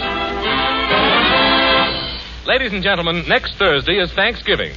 a holiday started by the Pilgrims who gave thanks when they landed on Plymouth Rock. But now we bring you a young man who would give thanks if he could just land in old Plymouth.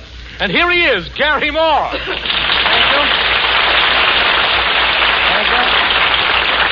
Thank you very much, my friends, and good evening, ladies and gentlemen. May I wish you a very happy November the 22nd. And before we do anything else tonight, we're going to hold the grand drawing for our annual turkey raffle. Now, of course, we all understand that if the person with the winning number is not in the audience tonight, the turkey automatically becomes mine. Now, I draw the number out of the hat, and it is number 64709. 64709! I got it! 64709!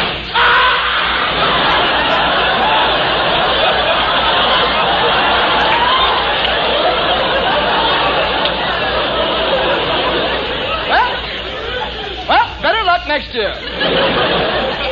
Now, getting on with the program here. Excuse me. Hello? Say, Mr. Moore, it is true, isn't it, that on Thanksgiving Day people eat turkeys? Why, of course. I told you had it wrong, you crazy turkey. Let go of my leg. You know how I'm going to have that telephone taken out of here? Last night I got a call at 3 o'clock in the morning, and a voice said, "Pardon me, what radio program are you listening to?" I said, "Radio program? I'm sound asleep." She said, "Oh, the Durante Moore Show, eh?" Personally, I considered that very, very rude. I did. Well, Gary, it seems to me that nobody is as courteous nowadays as they used to be. What? Why, Suzanne Ellers. Bless your little Emily Post. And I agree with you, too, Suzanne. You know, in the old days, if a gentleman was walking along with a lady and they came to a mud puddle, right away he'd take off the coat and spread it over the puddle. And after the lady walked across, she'd say, "Thank you, Herman, but next time let's use your coat." It was a beautiful, beautiful thing. Gary, why don't you give the folks a few pointers on etiquette? Well, let's take what we were just talking about here, walking on the sidewalk. Now, when walking to a football game, the gentleman always walks 2.5 paces behind his mother-in-law. Well, why 2.5 paces? In football, that's the regulation distance for a place kick. And you know, Suzanne, ladies can be pretty rude sometimes, too, especially when they keep people waiting on streetcars while they rummage through their purses. Well, don't look at me, Gary. My purse is never crowded. It isn't, huh? Let me peek into your purse here for a minute. Now, a bag of marbles, an electric toaster, your boyfriend's picture, your boyfriend. And my goodness, Suzanne, what is this? Gee whiz. No, those helicopters can take off from any place, can't they? Hi-ho, maybe etiquette isn't too necessary anyway. But besides, here's the guy who proves my point, Jimmy Durante, in person.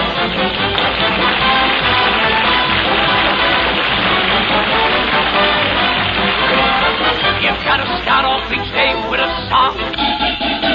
Now, even when things go wrong, you'll feel better, you'll even look better. I'm here to stop the music, stop the music. My orchestration calls for a cowbell, not a cow. Now for my second number, I'll sing. Mammy, Mammy, the sun shines east, the sun shines west. California's sunshine. The only sunshine in the world guaranteed to shrink a shirt. Oh, Saz, you are in fine voice tonight. Thank you, Junior. And that was only on one tonsil, which I inherited from my pater. Your pater? Yeah, you know, my brother. Oh, your brother. Who did you think he was, my old man? But that is neither sand, burr, nor dew. For your edification, Junior, I just got back from Washington where I spent 2 days in secret session with the president. Ooh, a crisis? Yes, a critical crisis. We called in the Secretary of the Navy, the Secretary of War, the Army engineers, and the greatest scientific minds in the country, but it was no use. Even they couldn't figure out how to stop the leak in my swimming pool. Why, they poured more concrete in my pool than they got in Boulder Don. James, you mean Boulder Dam? Watch your language, Mr. Moore. After all, this program is being shortwaved to pickets.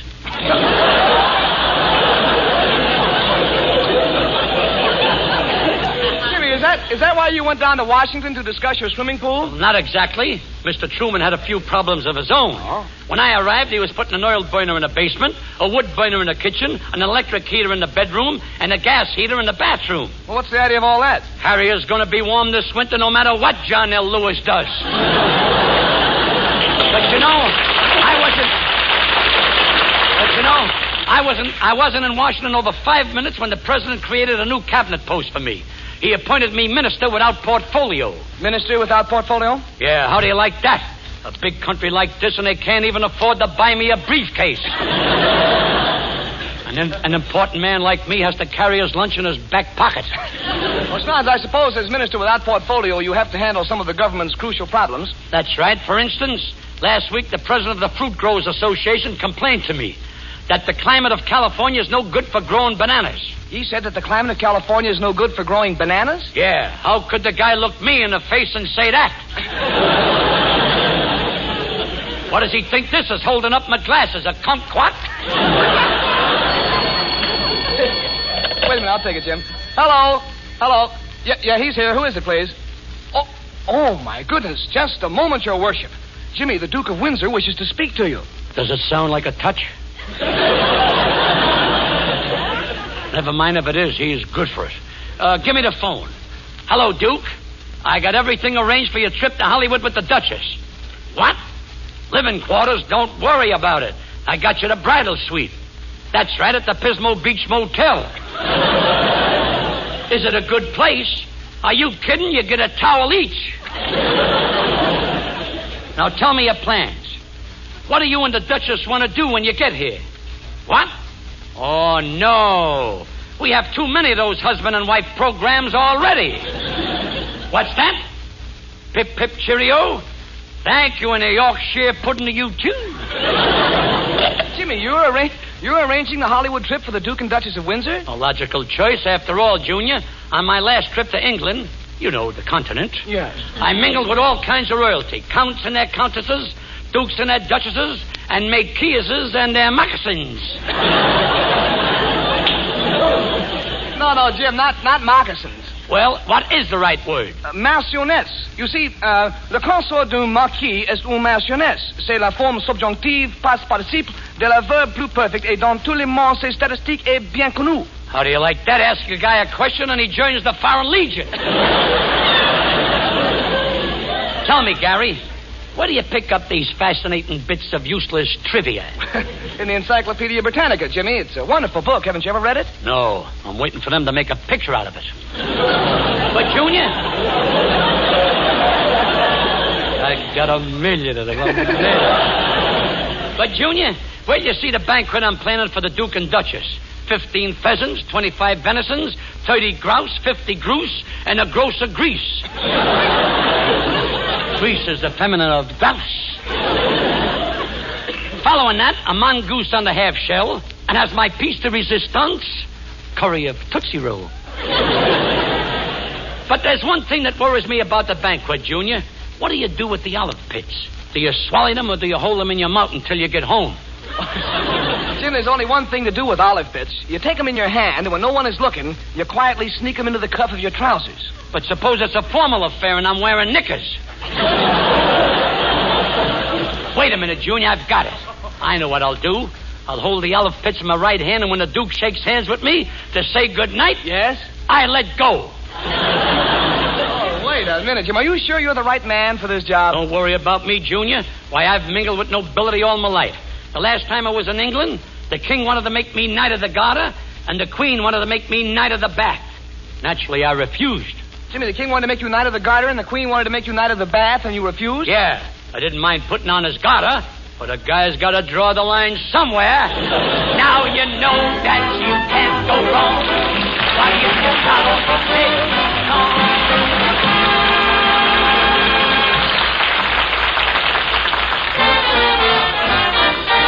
You can always be sure it's Durante and more when you hear a tremendous ovation. And that applause means it's time to pause for Rexall identification. Rexall is the name of a complete line of top-quality drug products. Yes, Rexall is the name of a complete line of fine drug products sold exclusively in your Rexall drugstores. There is a Rexall drug product for every health need. For aspirin, take Rexall. For vitamins, take Rexall. For a mouthwash, take Rexall. Learn to insist upon Rexall for reliability. The name Rexall is your constant guarantee of safe, sure, pure drug products. The finest that science and pharmaceutical skill can produce. So remember, to be safe, to be sure that the product is pure when you're buying a drug preparation. Take the clerk to task, step right up and ask for Rexall identification. good health to all from Rexall. Ladies and gentlemen, that was Howard Petrie, a man whom Don't laugh, don't laugh. Remember, I'm reading from a carbon copy.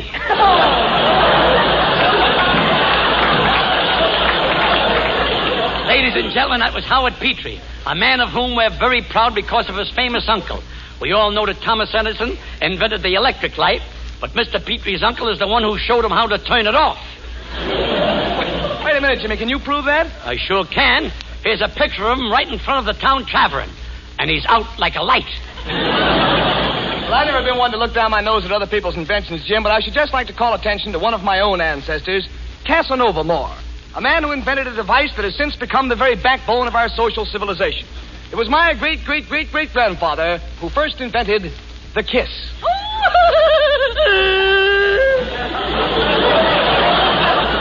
There's no sense in your hanging around, madam. My uncle's been dead 200 years. So what? No man is perfect. So your uncle invented a kiss, huh, Junior? Yes, he did. Well, tell us about it. Meanwhile, I shall bury my head in the razor's edge and listen with a sharp mind.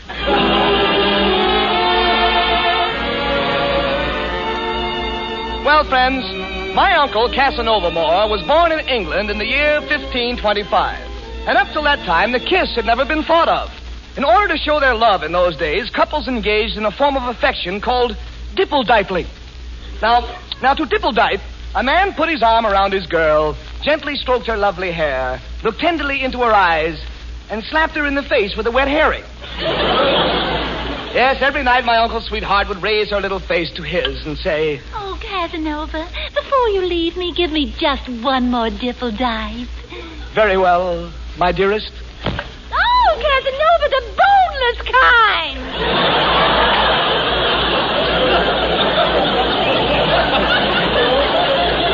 But somehow, the more Casanova dipple-diped, the less it seemed like the fulfillment of love's young dream. So then and there, he determined to invent some new kind of embrace. And his first invention he called schmoose-crofting.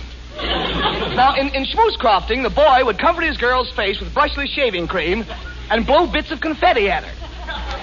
But this was no good. Every evening, she would end up with her face looking like the floor of the Brown Derby on New Year's Eve.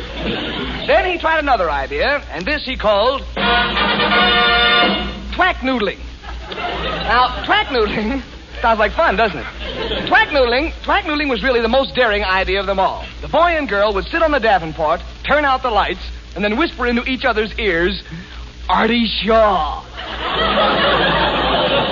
But the world wasn't ready for Uncle Casanova's inventions, so to keep body and soul together, he took a temporary job in a local factory as a pickle taster. And after tasting pickles for 3 years, one day he turned to the girl at the next bench and said, "Come here a minute, Mabel." "What is it, Casanova?" "There's only one pickle left, and I want to get home to my experiments. Let's taste this last one together." "All right. You start at one end, and I'll start at the other." Little did Casanova suspect that his lifelong ambition was about to be realized. Faster and faster they ate towards the center of the pickle.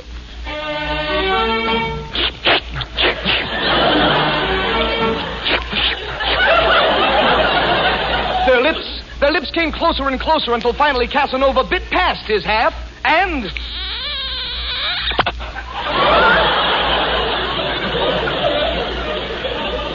Climbing down from the chandelier, Casanova knew that this was what he'd been looking for. He had invented the kiss. So bounding out of the pickle factory, he dashed down the street, kissing every girl he met up with.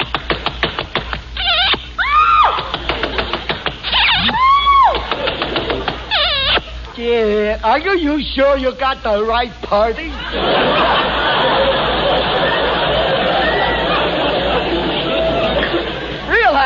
realizing that he was wasting his time with the little man, he decided to take his idea to the top. So he called on the King of England, Henry VIII. Confronting him, he said, "Your Majesty, you don't look well. What's the trouble?" I'm feeling mighty low.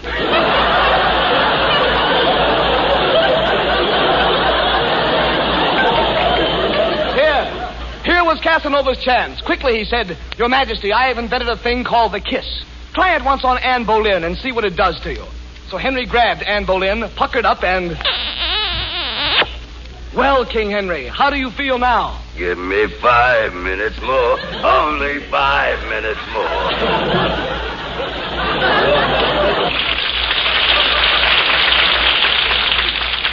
And so with King Henry VIII's endorsement, the kiss took its rightful place in the English way of living.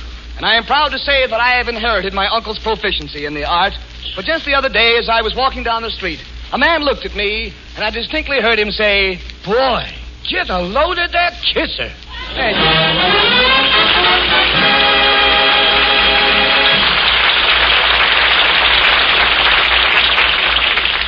Thank you, Mr. Moore, for that erudite discussion of osculation. And now, ladies and gentlemen, going from the carbon copy to the one in bold type,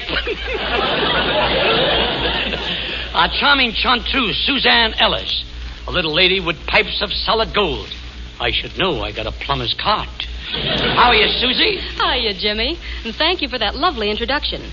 But when it comes to singing, I bow to the master. How do you get those mellow tones in your voice? That's a Durante secret, Susie, but I'll let you in on it. Every morning I swab my throat with a concoction consisting of 2 parts cayenne pepper, a jigger of creosote, a dash of Chemtune, and a pound and a half of grated garlic. And does that make you sing? After that, you gotta sing. If you don't open your mouth, you suffocate. Sing, Susie, sing. For you, for me, forevermore, it's bound to be forevermore. It's plain to see we found by finding each other the love we waited for. I'm yours, you're mine, and in our hearts the happy ending starts.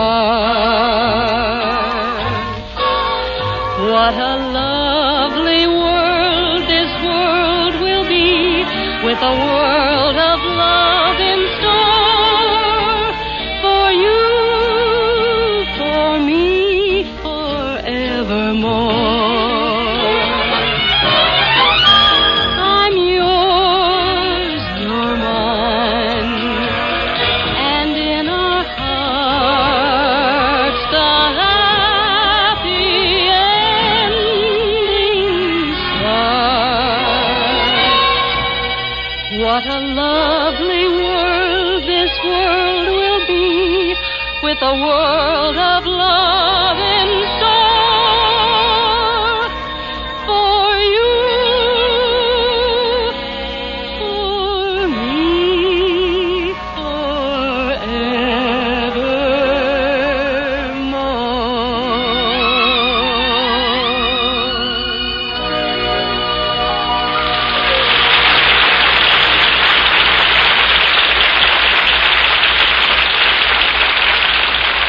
Yes, it's good health to all from Rexall. Listen. For goodness sake, when you've a tummy ache, deep in your solar plexus, you really should find out how good Ho, ho, ho, ho. this Rexall Bismarex is. Bismarex, Rexall Bismarex. That's right, friends. An acid stomach condition by any other name can feel just as uncomfortable. And whether you call it indigestion, dyspepsia, or heartburn, you'll find the prompt relief you need as well as the prolonged relief you want with Rexall Bismarex. Because Rexall Bismarex contains not one, but 4 laboratory-approved alkalizing antacids. 1 fast-acting alkalizer and 3 slow-acting alkalizers. That's why Rexall Bismarex not only relieves your discomfort promptly, but continues the acid-neutralizing effect for a prolonged period. Just mix 1 or 2 teaspoonfuls in a glass of water and drink. It's a pure peppermint pleasure. Remember, only a Rexall drugstore can sell you Bismarex, Rexall Bismarex.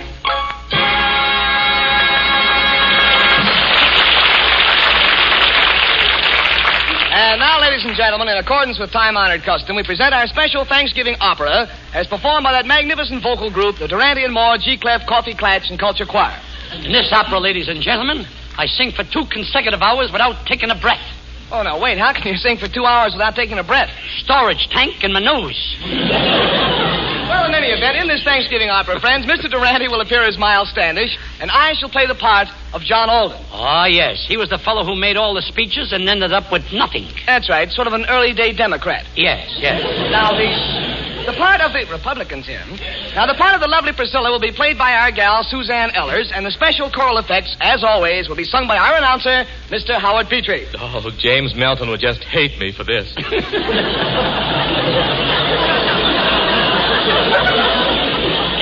It's amazing the thing the rain washes down from the mountains. Quiet, James. Maestro Boggy, overture for the opera.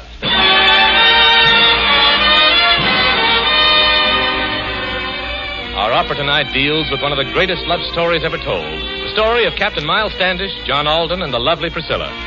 It's a peaceful day in the Pilgrim Village, but in the hearts of these 3 people, a fateful storm is brewing. Oh, I'm the captain, and my name is Standish. My manners are good, but my face is outlandish. But in spite of my appearance, I'm a mighty big fella. You can tell he's important by the size of his smeller. That's me. That's him. That's me. That's him. And I'm John Alden. I'm Standish's pal. I'm the romantic target of every pilgrim gal. You can tell by my face I'm an early-day Sinatra. Except for his haircut, and that ain't so hotra. Tis too. Tis not. Tis too. Tis not.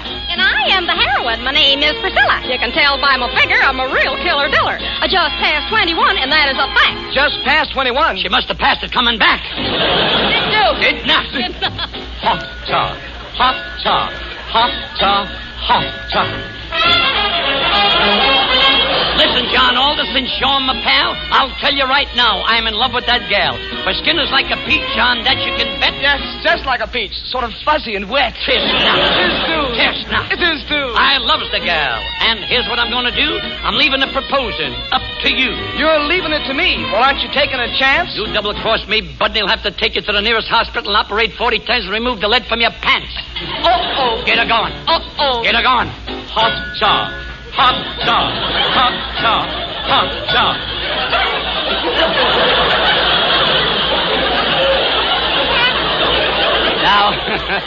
Now there's an intelligent comment.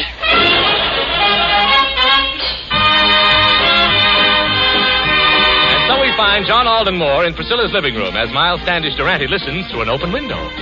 Oh, Priscilla, Priscilla, my pretty little dove. I've come to your cabin for to speak of love. Now, I know that you're bashful and you're shy by heck. Who's bashful, Bud? Come on, let's neck. Wait a minute. What are you doing? He's getting hot and I'm standing here stewing. Oh, speak for yourself, John. Don't be dull. If he speaks for himself, I'll fracture his skull. Now, wait. Come on, John. Now, wait. Come on, John. Oh, Priscilla, Priscilla, my shy little elf. I'm a-speaking of love, yeah, but not for myself. Captain Miles Standish is the man for you. Captain Standish? How do you do? Madam, I'm making my plea. I'm getting right down on my bended knee. I've got a soft feeling that's making me mellow. Oh, get up, Miles. You're kneeling in her jello. Hot ta, hot ta, hot ta, hot ta. There must be some place he could go to be alone. Now tell us, Priscilla, what's your decision? Would you rather be mine or would you rather be his? I'm as strong as the wizard from the land of Oz. Yeah, but most of your strength has gone to your schnoz. Has not. Has to? Has not. Has to. On the other hand, Prissy, if you want to be shrewd, you'll marry with me, because I'm a Hollywood dude. I wear perfume just like Hetty or Veronica. It smells like low tide at Santa Monica. Just do. Hot cha, hot cha, hot cha, hot cha. I'll bet he has fun just tying his laces. I'll tell you, boys, I love you like a mother, but I've already given my heart to another. You're in love with another? Who can it be? Don't be silly. She's marrying me. Oh, no. Oh, yes. Oh, no. Oh, yes. She's marrying you. Can that be a fact? Everybody wants to get into the act. But you're not good looking, and you've got no dough. What did you say that made her love you so? I said hot shot. Hot shot. Hot shot. Hot shot. Him and his big fat education.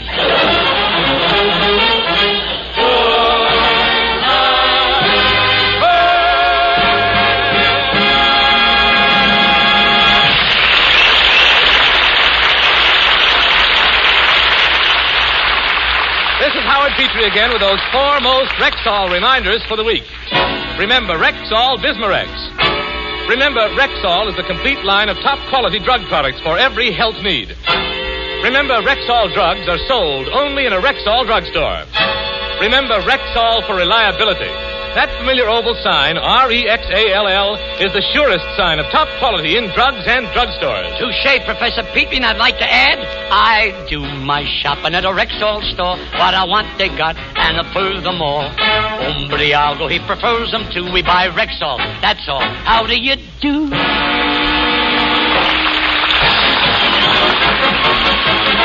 Now, be with you when we're out, wait, when we're, let me hear that high note, maestro. What a note. I know the finality, Mr. Durant. Know the conclusion, Mr. Moore. Yeah, Jim, I guess that just about wraps up the tinfoil on tonight's little package. Say, would you care to join me at Ciro's now in a little game of fumbling for the check? No, thanks, Junior. I've met my master. But if it's a little snack you want, come over to my house. Why, it's common gossip that I brew the best coffee in Beverly Hills. You do, huh? Oh, yes. I use only the center section of the bean.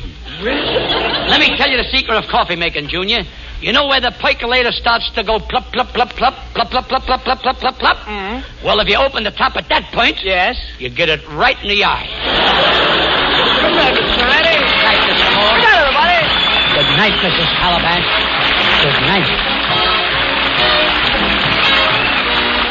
Well, Rexall for tonight, folks. So goodbye now for Suzanne Ellers, Roy Bargy and his orchestra, yours truly, Howard Petrie. And Jimmy Durante. And Gary Moore in person.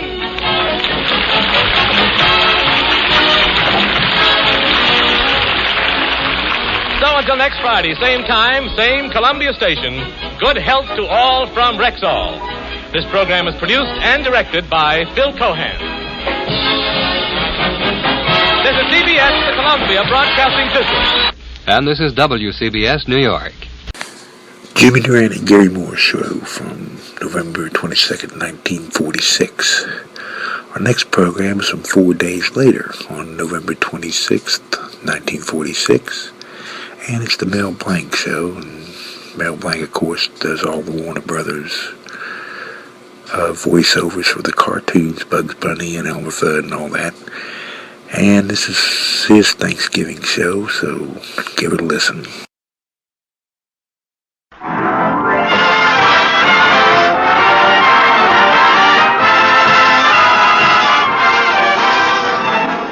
From Hollywood, Colgate Tooth Powder presents The Mel Blanc Show with Mary Jane Croft, Joe Kearns, Jerry Hausner, Hans Conried, Earl Ross, the Sportsman, Victor Miller and his orchestra, and starring the creator of the voice of Bugs Bunny. What's up, Doc? Yes, Colgate Tooth Powder for a breath that's sweet and teeth that sparkle brings you The Mel Blanc Show with Mel playing his new character, Zookie. Hello, everybody. Hi. And starring himself in person, Mel Blanc. Hi, folks. Ugga, ugga, boo, boo, ugga.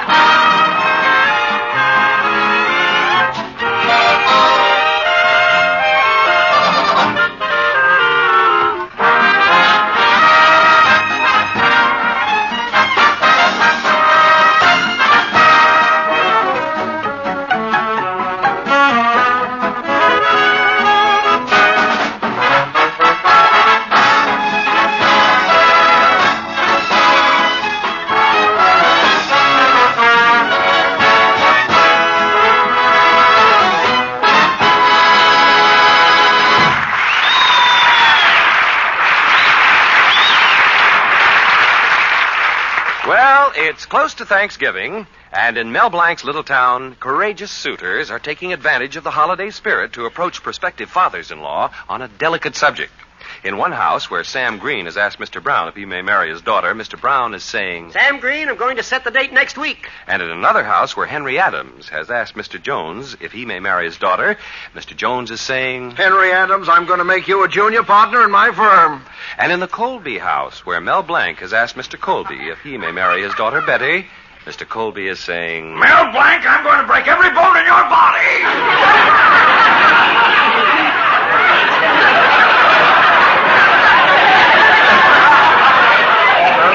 It's Thanksgiving Eve, and in order to get in Mr. Colby's good graces again, Mel Blanc is holding a Thanksgiving party in his Fix-It shop. He has invited a few of his friends for Thanksgiving dinner. Right now, we find Mel and his girl Betty setting the table.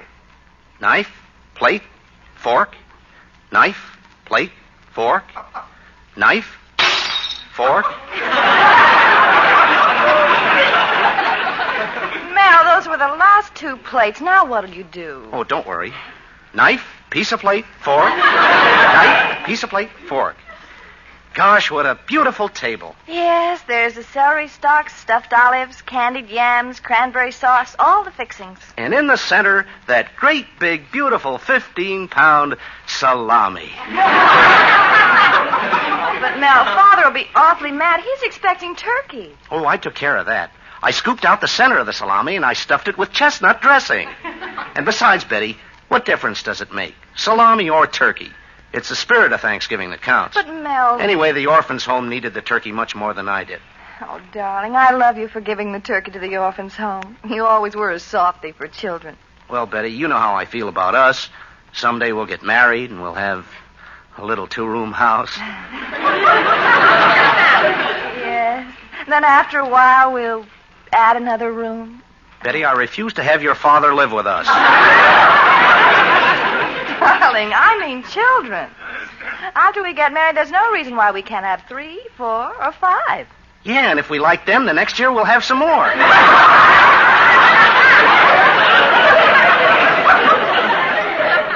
if Dad gets mad at you for not having turkey, I'm going to tell him why. Oh, that's another thing, Betty.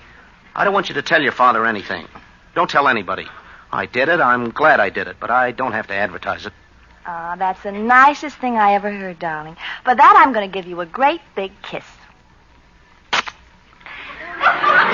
There. Well, Mel, say something. Such a kiss for a 15-pound turkey? Yes. Gosh, I wish it had been 50 pounds. Well, if it isn't our lodge secretary, Earl Ross. Hey, how you feeling, Brother Ross? Ah, potato salad. Oh, yeah, Betty made it. Say, why don't you try some? Well, just a small plate. I don't want to spoil my appetite.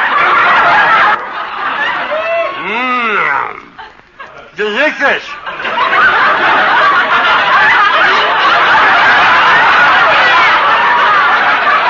Pass the olives, Mel. No, not the green ones. The pitch so revealing. Say, why don't you have another sandwich? No, thanks. I've already had 2. You've already had 4, but who's counting? Go on, have another one. Oh, here comes Father, Mel. Say, who's that fellow with him? Oh, that's Willie Murdoch. Father just hired him to manage the supermarket. He's rather nice. Rather nice. Betty, have you gone out with him? Well, Father insisted that I go to the movies with him last night. You and Willie at the movies? Dark places? Betty, why didn't you tell me? Well, darling, it's Thanksgiving, and I didn't want to upset you. Now, you be nice to him.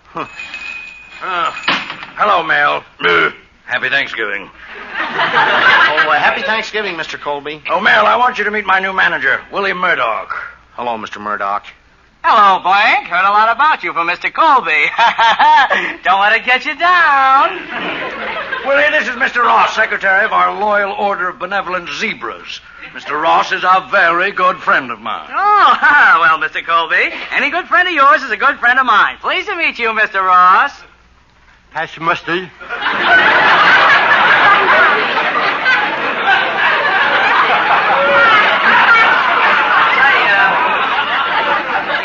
This is a very nice fix-it shop you got here, Blank, but I've got a couple of ideas to improve it. First of all, it's too stuffy in here.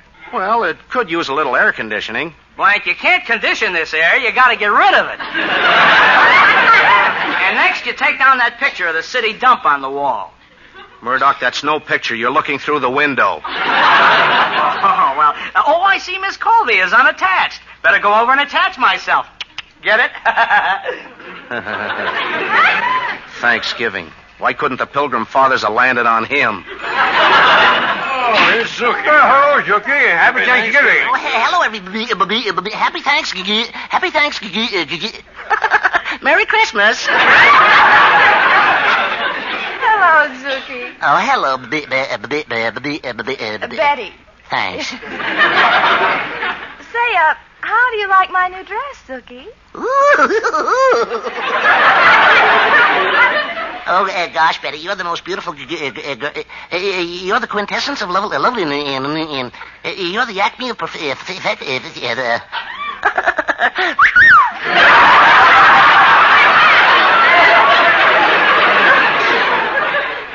Oh, by the way, Zookie, I got a letter from my cousin Dottie and a new picture of her.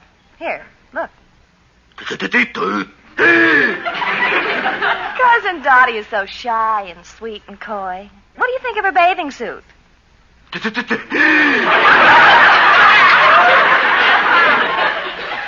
can I get you a little something before dinner? What would you like? I'd like some potatoes here. I'd like some some candy there. Yeah. I'd like that picture of Dottie.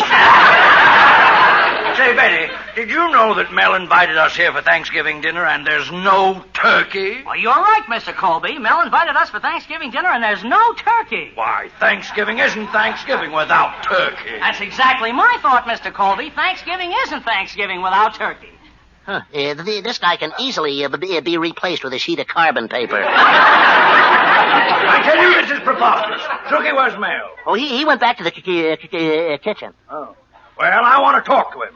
And Murdoch, Willie, you take care of Betty. Oh, well, if you say so, Mr. Colby. Anything you say goes, Mr. Colby. I'm your boy, Mr. Colby. You know you can count on me, Mr. Colby.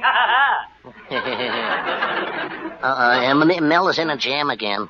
I gotta go and explain everything. I gotta go and warn it. I gotta go and tip him. I gotta go.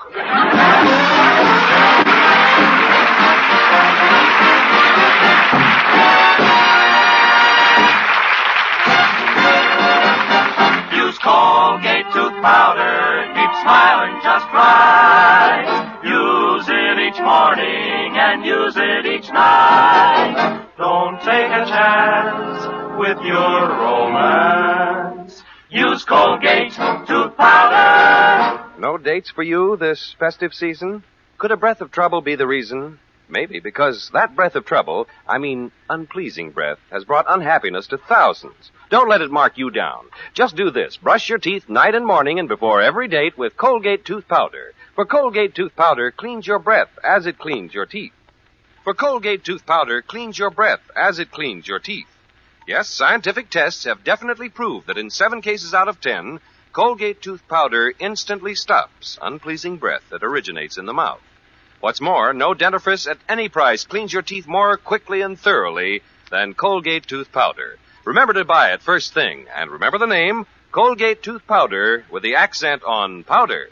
Don't take a chance with your romance. Use Colgate tooth powder. Now, Victor Miller, the Sportsman, and their holiday arrangement of Good Night, Ladies.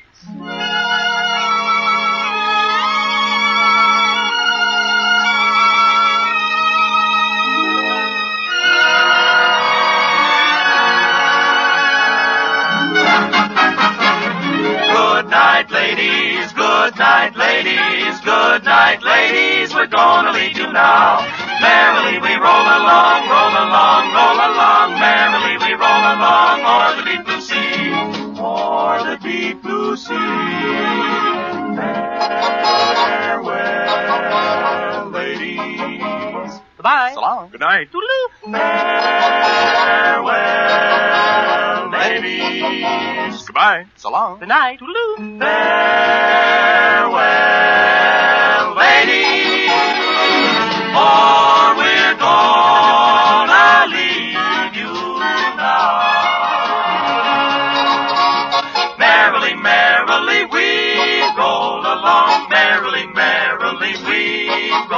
along. Merrily, merrily we roll along o'er the deep blue sea. Merrily we roll along, roll along, roll along. Merrily we roll along o'er the deep blue.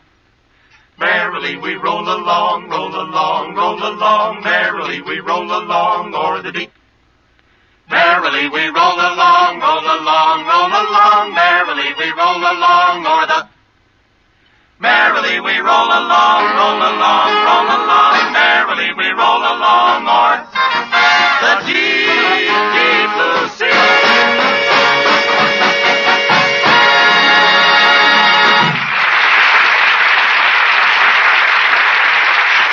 Well, Mel Blanc is giving a Thanksgiving party in his Fix-It shop to get in the good graces of his girl's father, Mr. Colby. But so far, everything is going wrong. Mr. Colby is mad because there's no turkey. Willie Murdoch, the new supermarket manager, is making a play for Mel's girl.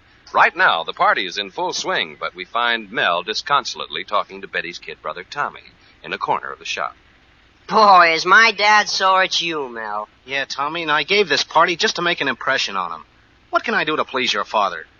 Mel, I know something you can do that'll surely please him. You do? What is it? No, you're too young to die. Oh, anyway, my papa's mad at you for having salami instead of a turkey at this party. Yeah, I know. Mel, why don't you tell my pop you gave the turkey to the orphans' home? Now, you keep out of this, Tommy. The reason I'm not saying anything is because this year your father forgot to give them a turkey himself. And if I said anything about it, it would only embarrass him. Oh. Oh, Mel, here comes our lodge president, Mr. Cushing. Good, I'll go over and welcome him. Holiday greetings, Brother Blank. Ugga-boo, ugga-boo-boo-ugga. Greetings, mighty potentate. Ugga-ugga-boo, ugga-boo-boo-ugga. How are things? Wonderful. Happiest Thanksgiving I ever had. Well, where's the wife?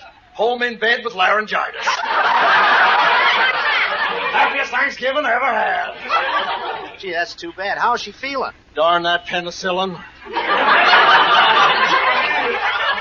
Say, how did she get laryngitis? Well, Mel, we went to the UCLA-USC football game. Little woman went completely berserk, kept screaming her head off. She did? Yeah, it was the first opportunity she ever had to yell at 22 men all at once.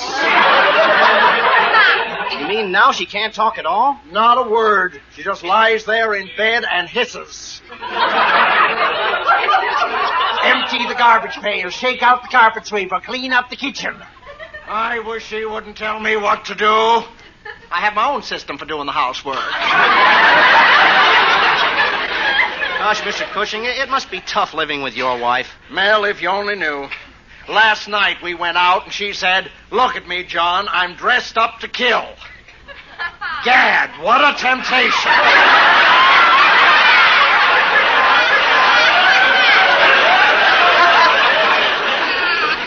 I tell you, Mel, I'd leave that woman in a minute if she didn't have all that money. I don't know why I'm standing here telling you all this. It's just that I've got no one to talk to. Oh, cheer up, Mr. Cushing. When you get your wife a Christmas present, everything will be okay. Well, she's already hinted about a present. She wants some beauty aid. Ha!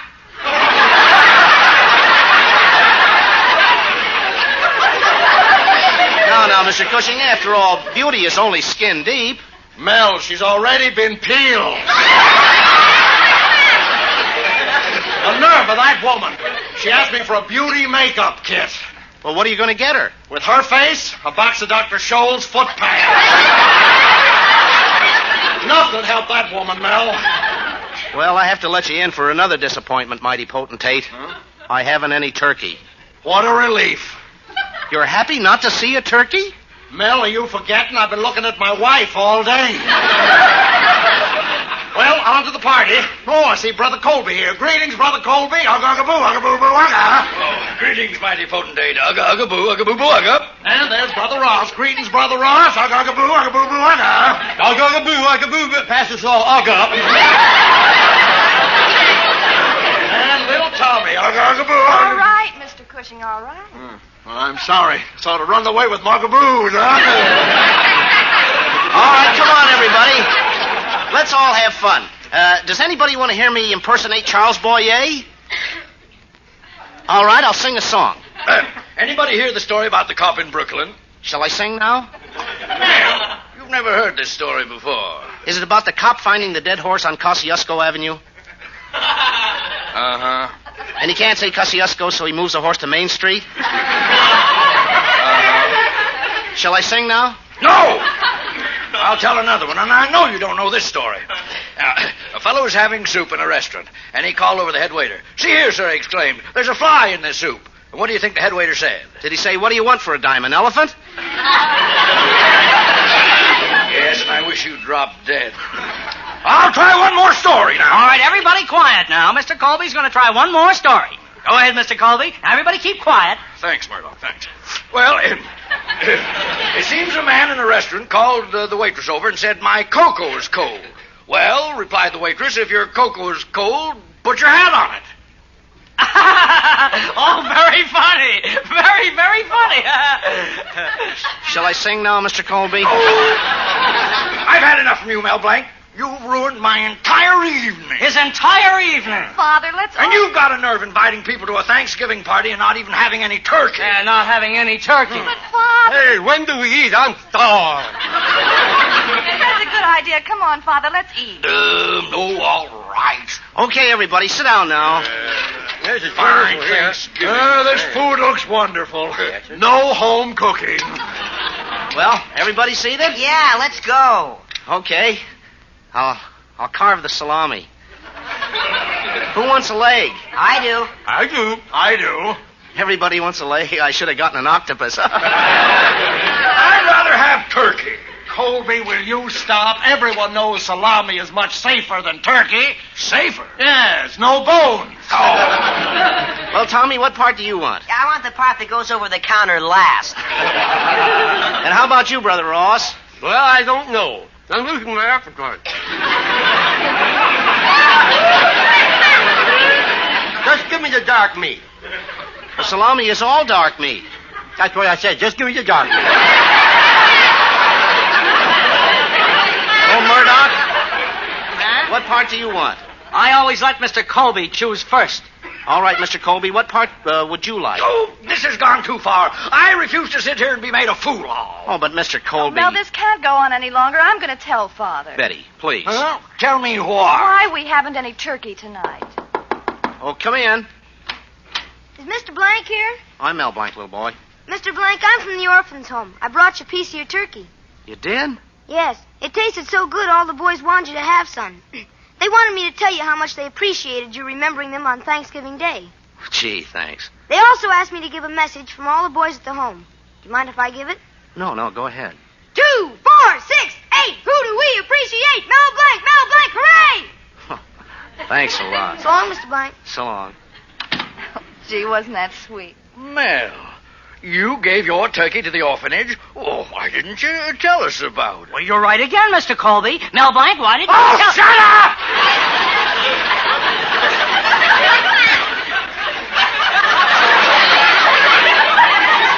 Well, Mel, he didn't want to tell you because you forgot to give your turkey this year. What? Why, I always give a turkey to the orphanage. In fact, I told Willie Murdoch... Murdoch, didn't you deliver that Mr. Colby, it slipped my mind. Oh, it did. Murdoch, come here. I'm going to break every bone in your body. Quiet, everybody. Mr. Colby's going to break every bone in his body.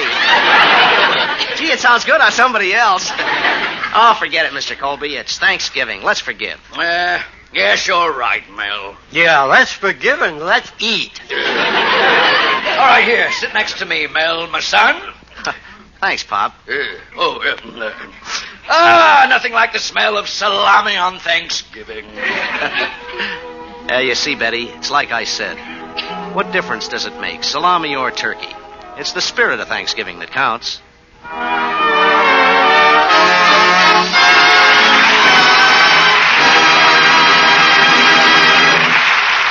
This is Mel Blanc saying Happy Thanksgiving, and that's all, folks.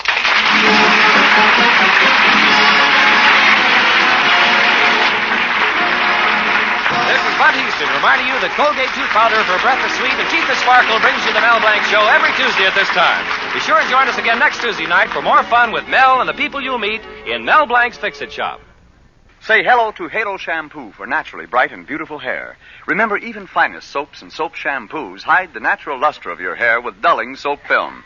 But Halo Shampoo contains no soap, therefore leaves no dulling soap film. Even in hardest water, Halo makes oceans of rich, fragrant lather, quickly banishes loose dandruff and dirt. Halo needs no lemon or vinegar rinse. Say hello to Halo and goodbye to dulling soap film. Get Halo Shampoo at any cosmetic counter.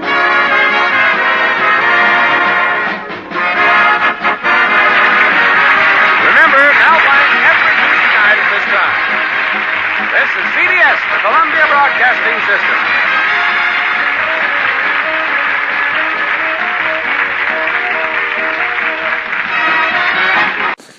And that was the Mel Blanc Show from November 26, 1946.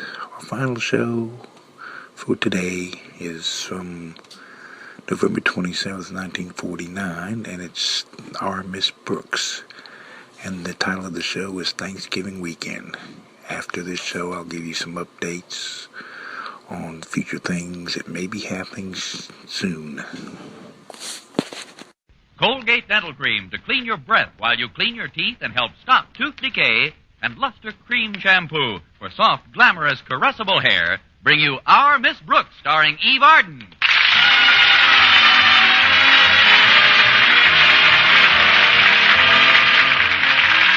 It's time once again for another comedy episode of Our Miss Brooks, written by Al Lewis. Well, last Thursday was Thanksgiving Day, and most of us realized that we had quite a bit to be thankful for. Even our Miss Brooks, who teaches English at Madison High School. Yes, the holiday means a lot to me. First, it gives me an opportunity to relax and count my lack of blessings. And second, it offers a chance to catch up on several days' brooding. But this Thanksgiving was different. I knew it was going to be when I joined my landlady at breakfast last Wednesday morning. Good morning, Mrs. Davis. Did you have a nice night? Wonderful, Connie. I didn't sleep a wink. That sounds like fun. I was planning my menu for tomorrow. It's Thanksgiving, you know, and I wanted something special for Minerva and me. Minerva? Oh, there you are, you cute little kitten. Where is she, Connie? Taking my stocking off with her cute little paws. Stop it, Minerva. Now get away from my stocking. Either get away from those or knit me a new pair with that ball of yarn you play with. Go out to the kitchen, Minerva. I do want you to hear about tomorrow's menu. What are you having, Mrs. Davis? Minerva's favorite dish. S-Q-U-A-B.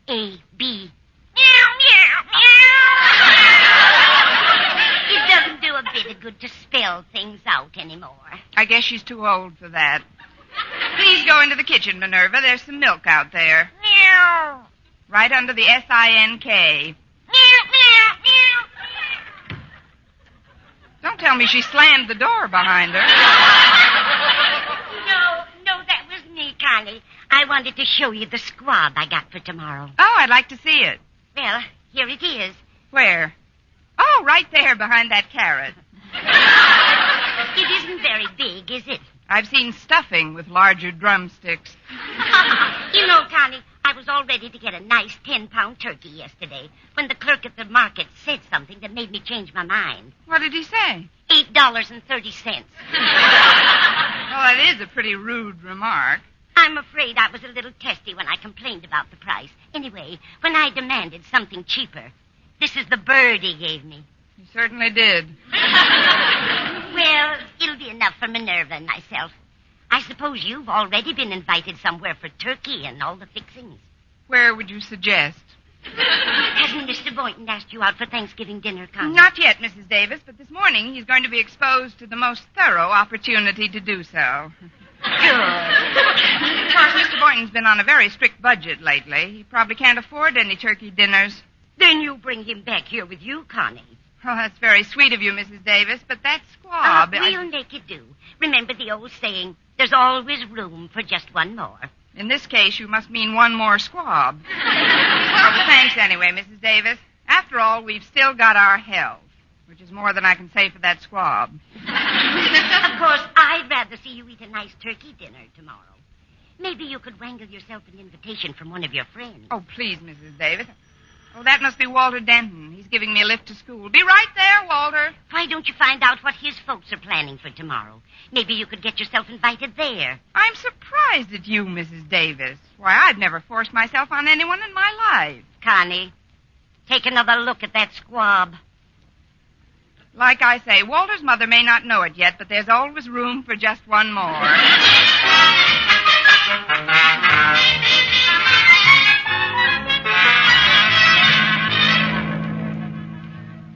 Oh, it certainly is nice weather for Thanksgiving, isn't it, Walter? It's more than nice, Miss Brooks.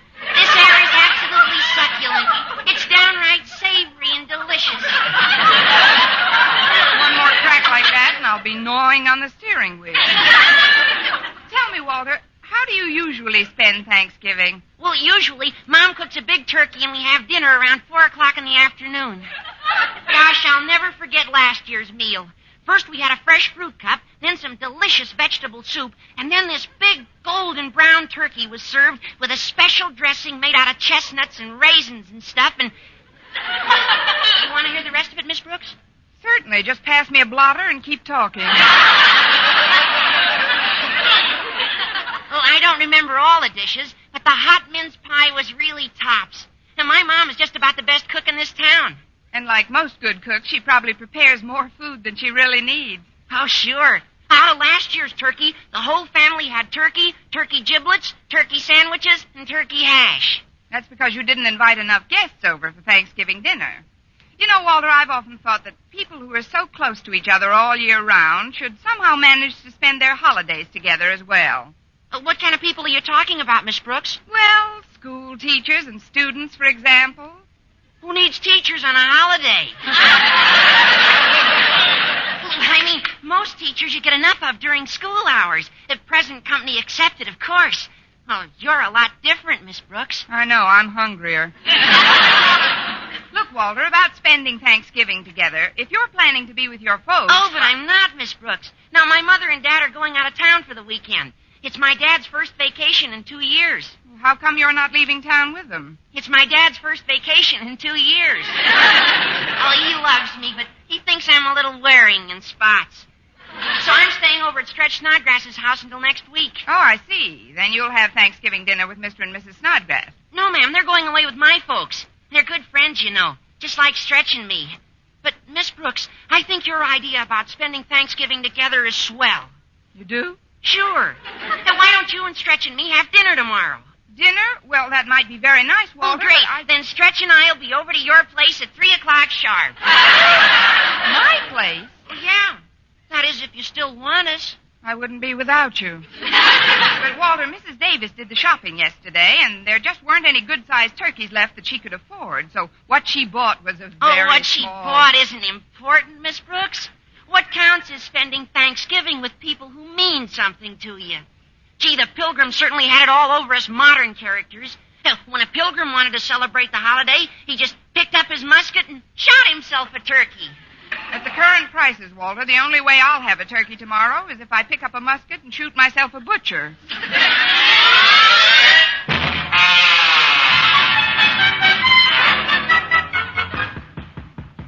Come in. Good morning, Mr. Boynton. I just wanted to talk to you for a minute before your first class. Well, I'm glad you dropped in, Miss Brooks. I've got some rather exciting news this morning. I'll be glad to.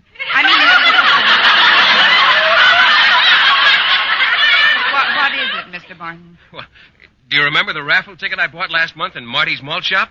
Oh, on that green Adams hat with the red feather? No, on a Tom Turkey. They had the drawing last night, and I won. Isn't that wonderful? That is what I call the coincidence of all time. Coincidence? Why do you think I stopped by your laboratory this morning? Well, I don't know. To invite you over for Thanksgiving dinner tomorrow. Well, that is nice of you, Miss Brooks. I'll be happy to come over. About what time will you be expecting me? I'll be expecting you and Tom about noon. Tom? Oh, you mean the turkey. Well, I'm afraid he won't be with me, Miss Brooks. You see, at this very moment, the turkey is on a train headed upstate. Why? Did he get fed up with our climate? No, I sent him up to my folks' place. Unfortunately, I couldn't afford to visit my parents this year, but, well, now they'll have something to remind them of me anyhow. Must be a very tall turkey. What did he weigh, Mr. Boynton? Oh, about 18 pounds. Of course, what I'd do with an 18-pound turkey, I'll never know. Until tomorrow. Well, I'd better be running along now. On second thought, you needn't get to the house until 3 or 3:30. On third thought, you can back out of the whole thing if you want to. Back out? I should say not. I'll be there all right, and thanks for the invitation. You're welcome. But, Mr. Boynton, if you're expecting the conventional Thanksgiving Day dinner, you're liable to be a little disappointed. I'm just not having it. Oh, what are you having? So far, Walter Denton and Stretch Snodgrass.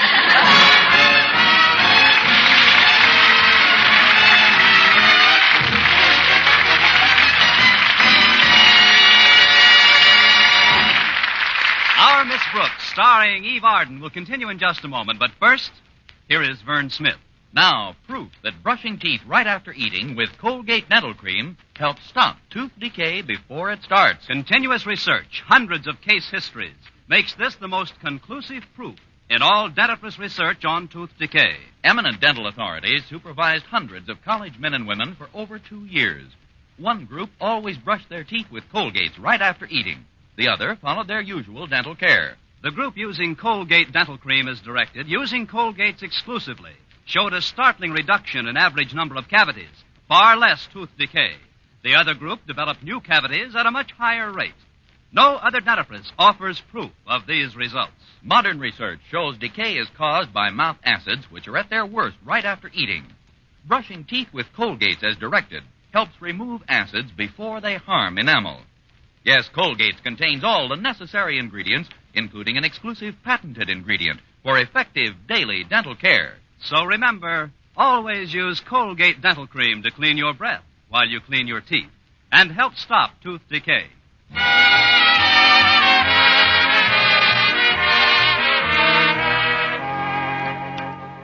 Well, Thanksgiving Day arrived right on schedule, mostly because I couldn't do anything to stop it.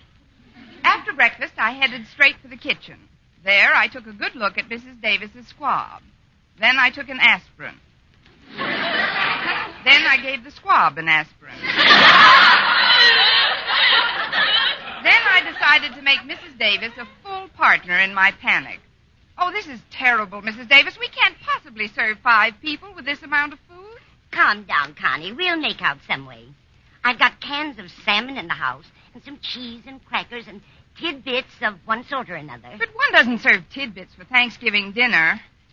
Oh, I wish that bird looked bigger. Did you stuff him again since we last discussed it? I've stuffed him 5 times since then, Connie. In fact, the last time I went to fill him up, I got the feeling that he was trying to kick my hand away. Oh, it's no use, Mrs. Davis. It just won't work. I still think you should follow the advice I gave you yesterday, Connie, and get yourself invited out for a real turkey dinner. But I've already asked Mr. Boynton to join me. Then get him invited along with you. Well, what about Stretch Snodgrass and Walter Denton? Take them along, too. Why not? While we're at it, why don't you and Minerva join our happy little group? We'd love to, Connie. Where are we going? I don't know where you're going, but I'm going to take another aspirin. I'm sure the Conklins would like to have you over. I ran into Martha yesterday, and she told me that she was all ready to carve a huge turkey. Oh, is she fighting with Mr. Conklin again? Now, don't be silly, Connie. Martha even remarked yesterday that she was hoping Mr. Conklin would ask some of the teachers in to share their dinner. I can just picture that. If Mr. Conklin saw any teachers at his dinner table, he wouldn't know what to bite first. That doesn't apply to Mr. Boynton, though. Osgood is quite fond of him. And he's also extremely taken with Stretch Snodgrass. Thinks he's the best athlete Madison's ever had. Well, what about his attitude toward me? Call anyway. Remember, Connie, pride goeth before a fall. You've got to make a hit with Mr. Boynton. Here, I'll dial the number for you. Oh, but Mrs. Davis, Mr. Conklin can't stand the sight of Walter Denton. Nonsense, I know he dear. doesn't... His daughter Harriet is crazy about the boy. Hello? One moment, please. Miss Brooks is calling. Here, Connie. Oh, hello? Oh, hello, Miss Brooks. This is Harriet. Gee, I'm glad you called. You're having Walter Denton over for dinner, aren't you? That's the original plan, Harriet. I wish we could all have dinner together, Miss Brooks. I was just talking to Mother about it this minute. You were? Well, now that's funny. I wanted to talk to Mother about the same thing. Wonderful, Miss Brooks. Wait a minute, I'll put her on. Thanks, Harriet. Harriet and her mother were just talking about getting together for dinner, Mrs. Davis. Hello, Miss Brooks. Hello, Mrs. Conklin. Forgive me if I talk rather quietly, but Mr. Conklin's taking a nap in the living room. He needs the rest, you know. He's been rather irritable lately. I know, for the last 5 years. We've known each other for 5 years now, and, well, the reason I called... Harriet told me, Miss Brooks. I just know you feel exactly as we do. That people should share their Thanksgiving joy with their friends. That's right, Mrs. Conklin. You understand, though, that it isn't just me. I've already invited Walter, Stretch, and Mr. Boynton. The more the merrier, I always say. Well, I'm glad you always say that, Mrs. Conklin, because my little party lacks just one thing, which you and only you can provide. What a beautiful way to put it. I can only say, Miss Brooks, that we'll be proud and happy to share Thanksgiving dinner with you and your friends. Well, thank you, Mrs. Conklin. Thank you, my dear. Harriet and Mr. Conklin and I will be at your place at 2 o'clock sharp.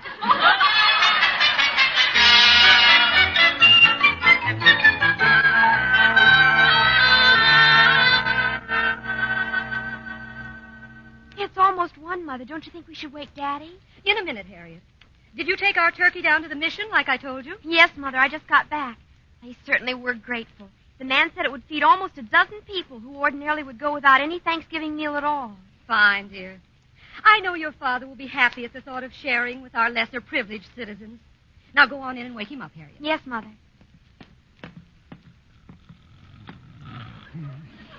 Daddy?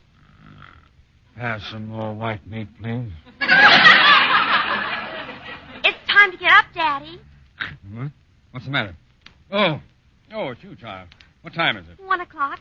How do you feel after your nap? Fine, Harriet, just fine. Except for one thing. What's that? I could eat my weight in wildcats. Martha! Oh, Martha!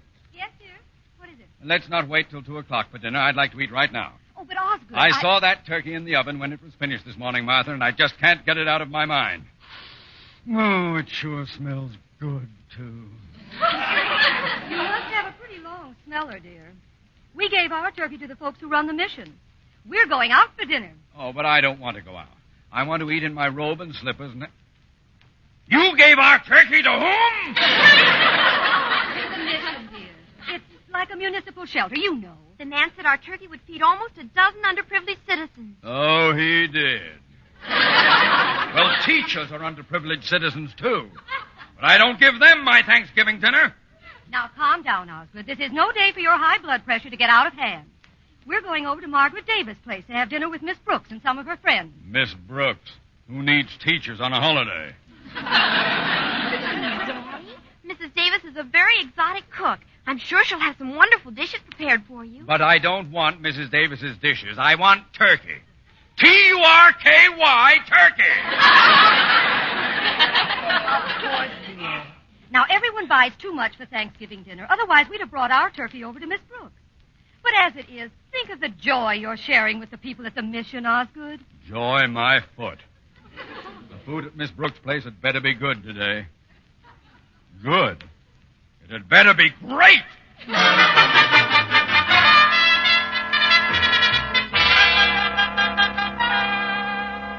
Every time I tried to call Mrs. Conklin back, the party line was in use. Now they don't answer. They're probably on their way over here this minute. To eat dinner or not to eat dinner. Please, Connie, you're beginning to sound like Hamlet. Don't worry so about the Conklins. They'll probably bring their turkey over with them, and we'll have plenty. Do you really think so, Mrs. Davis? We'll soon know, Connie. Will you answer the door, please? I'm trying to find some more cans of salmon, just in case. All right, Mrs. Davis. Happy Thanksgiving, Miss Brooks. A very happy Thanksgiving, Miss Brooks. Hello. The same to you. But is this all the party? Well, what do you mean, Miss Brooks? I mean, just you three? Nothing waiting out in the car or anything? Well, we were going to bring our turkey along, but we know what a well-stocked larder you folks must have, so we donated it to the mission. The mission? One of my favorite charities. There's no joy like sharing. May we come in now and start sharing yours? Of course, Mr. Conklin. If you'll just sit here in the living room, I'll go back to the kitchen and tell Mrs. Davis you're here. Oh, Harriet and I will go back and help out, Miss Brooks. You've done enough for one day. Why, I'll bet you worked like a beaver this morning. Gnawed through 6 fingernails. Oh, I didn't do too much, no. Come on, Mother. I'll fix the salad dressing that new way you showed me. All right, dear. And I'll tell Mrs. Davis about the new things we've been doing with parsley. Never mind the side dishes. Let's just get that turkey to the table pronto. Huh? You chat with Miss Brooks, dear. We'll just be a little while. We'll make it snappy.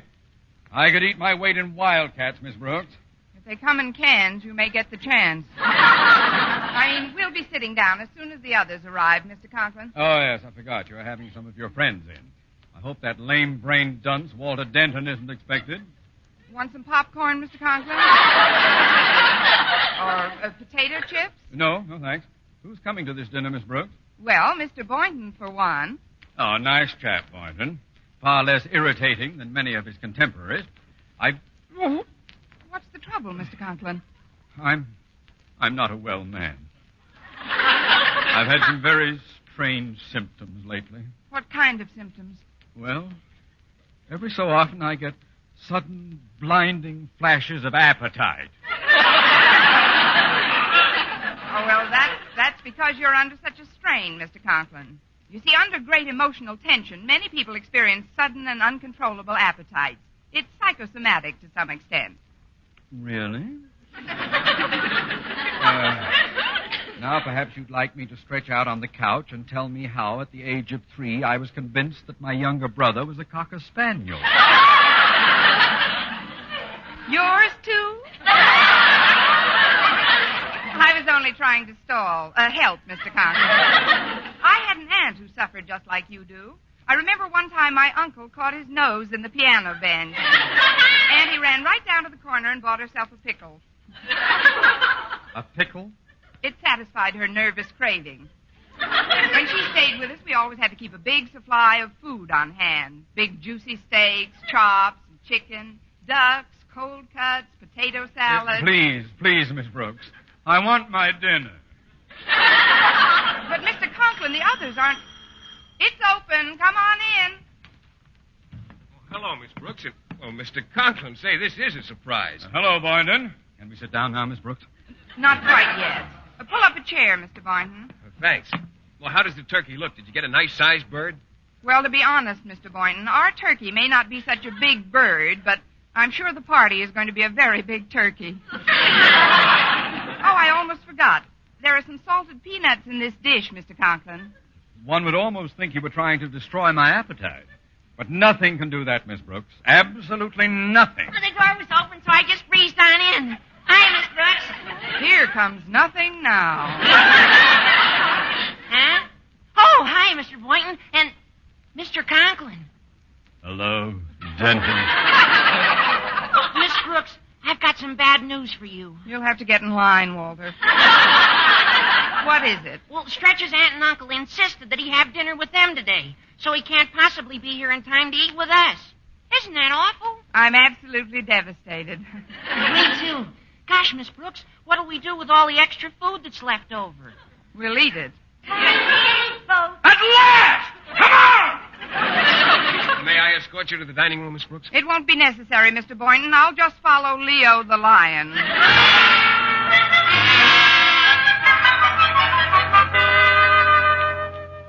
I've cut the squab into small pieces and sprayed it with sweet air, Connie. Nobody will know it isn't turkey. Now then, keep the lid on this big tray except when you're serving, and they won't know how little we've got. All right, Mrs. Davis. I might as well trot it in. Well, here we are. What'll you have, Mrs. Conklin? Oh, serve Mr. Conklin first, will you, dear? He's quite hungry. Certainly. Mr. Conklin, what'll it be? I'll have a drumstick. A drumstick. Yes, sir. Here you are.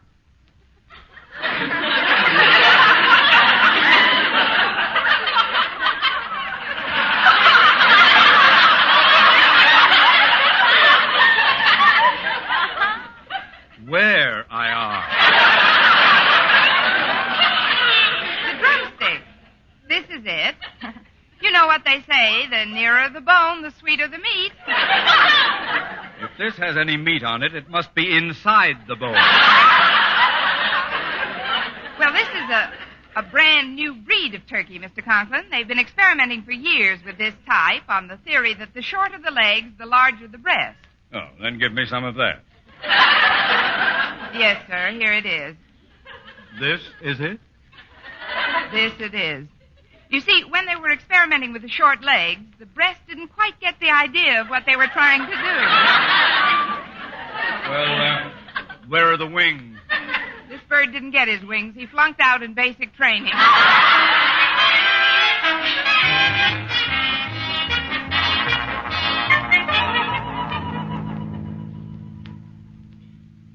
I thought we'd never get out of that place. Fine dinner that was. Take it easy, Osgood. We'll stop off on our way home and get a bite somewhere. I thought the salmon was quite tasty. But, Mother, why do you suppose Miss Brooks took Mr. Boynton aside and then excused herself in the middle of the meal and left? Why, it was obvious, dear. Miss Brooks wanted us to have enough to eat. And to think we sent a beautiful 16-pound turkey to the mission. Everything happens for the best, dear. See, that's the mission right ahead of us. What a big line of people waiting to be fed.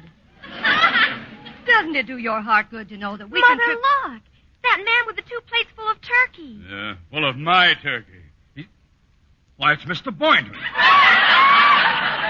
So it is. And who's that right behind him with the blue cap and hitting the big bass drum? Hallelujah, hallelujah. Open up the mission door, open more, just one more.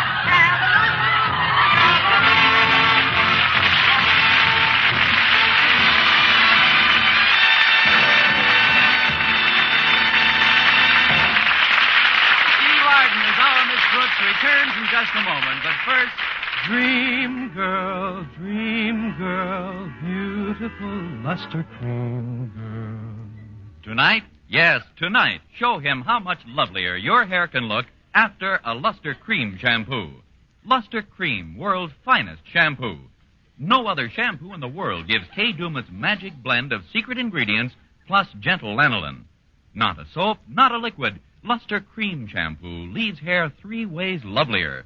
Fragrantly clean, free of loose dandruff, glistening with sheen, soft, manageable. Even in hardest water, Luster Cream lathers instantly. No special rinse needed after a Luster Cream shampoo. So gentle, Luster Cream is wonderful even for children's hair. Tonight, yes, tonight, try Luster Cream shampoo. Dream girl, beautiful luster cream girl. You owe your crowning glory to a luster cream shampoo. And now, once again, here is our Miss Brooks. Well, after Mr. Boynton and I had helped to feed over 50 underprivileged citizens, including Mr. Boynton and me, we found out that we had enough money between us to take in a movie. But on our way to the Strand, Mr. Boynton suddenly stopped. Miss Brooks, helping out at the mission made me realize how lonely the most festive occasion can be if you're not sharing it with someone. You're so right, Mr. Boynton. I guess you and I are pretty fortunate. Oh, we certainly are. But I just remembered that there's another member of Madison's faculty who's all alone tonight and needs cheering up pretty badly. Let's do something about it, shall we, Miss Brooks? Oh, that's a wonderful idea, Mr. Boynton. I'm all for it. I suppose you're referring to our French colleague, Monsieur Leblanche. Oh, no, Miss Brooks. I was thinking of Miss Enright. Let's go pick her up right now. Who needs teachers on a holiday?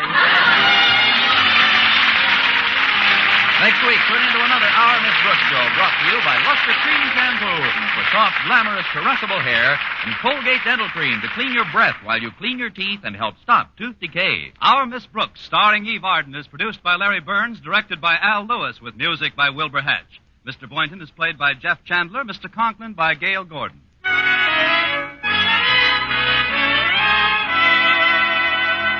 Here's good shaving news. 3 men out of every 4 can get more comfortable, actually smoother shaves with Palmolive brushless shaving cream. This is not just a claim. Here's the proof. 1,297 men tried the Palmolive brushless way to shave described on the tube. And no matter how they shaved before, 3 men out of every 4 got more comfortable, actually smoother shaves. Try Palmolive brushless yourself. See if you don't get more comfortable, actually smoother shaves the proved Palmolive brushless way. For mystery liberally sprinkled with laughs, listen to Mr. and Mrs. North. Tune in Tuesday evening over most of these same stations. And be with us again next week at the same time for another comedy episode of Our Miss Brooks. Bob Lamont speaking. This is CBS, the Columbia Broadcasting System.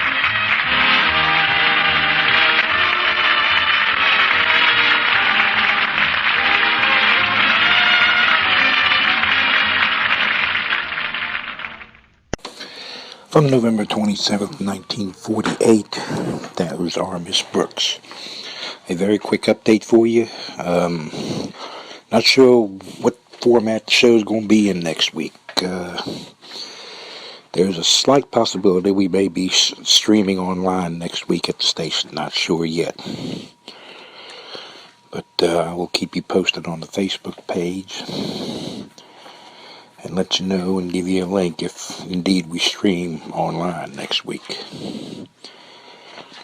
Things are looking pretty good for us right now as far as getting the station up and going, at the very least online. So it shouldn't be too much longer once we get things squared away and the owner of the station has everything ready to go. So until then, we will see you next week somewhere. Thanks for listening. Oh, and one other thing. I think I'm going to change the name of the show to the title of the song you hear at the beginning of the show, The Old Radio. I think that would be a better title than that big, long, drawn-out thing. So, yeah, I think I'll change that to The Old Radio. So from here on out, this show will be known as The Old Radio. Once again, thank you for listening. We will see you next week in some form or another. And as usual, we will have Roy Rogers take us home. That's all for now, folks. This is Roy Rogers saying to all of you, from all of us, goodbye, good luck, and may the good Lord take a liking to you. See you next week. Happy trails to you until we meet again. Happy trails to you. Keep smiling until then. Who cares about the clouds if we're together? Just sing a song and bring the sunny weather. Happy trails.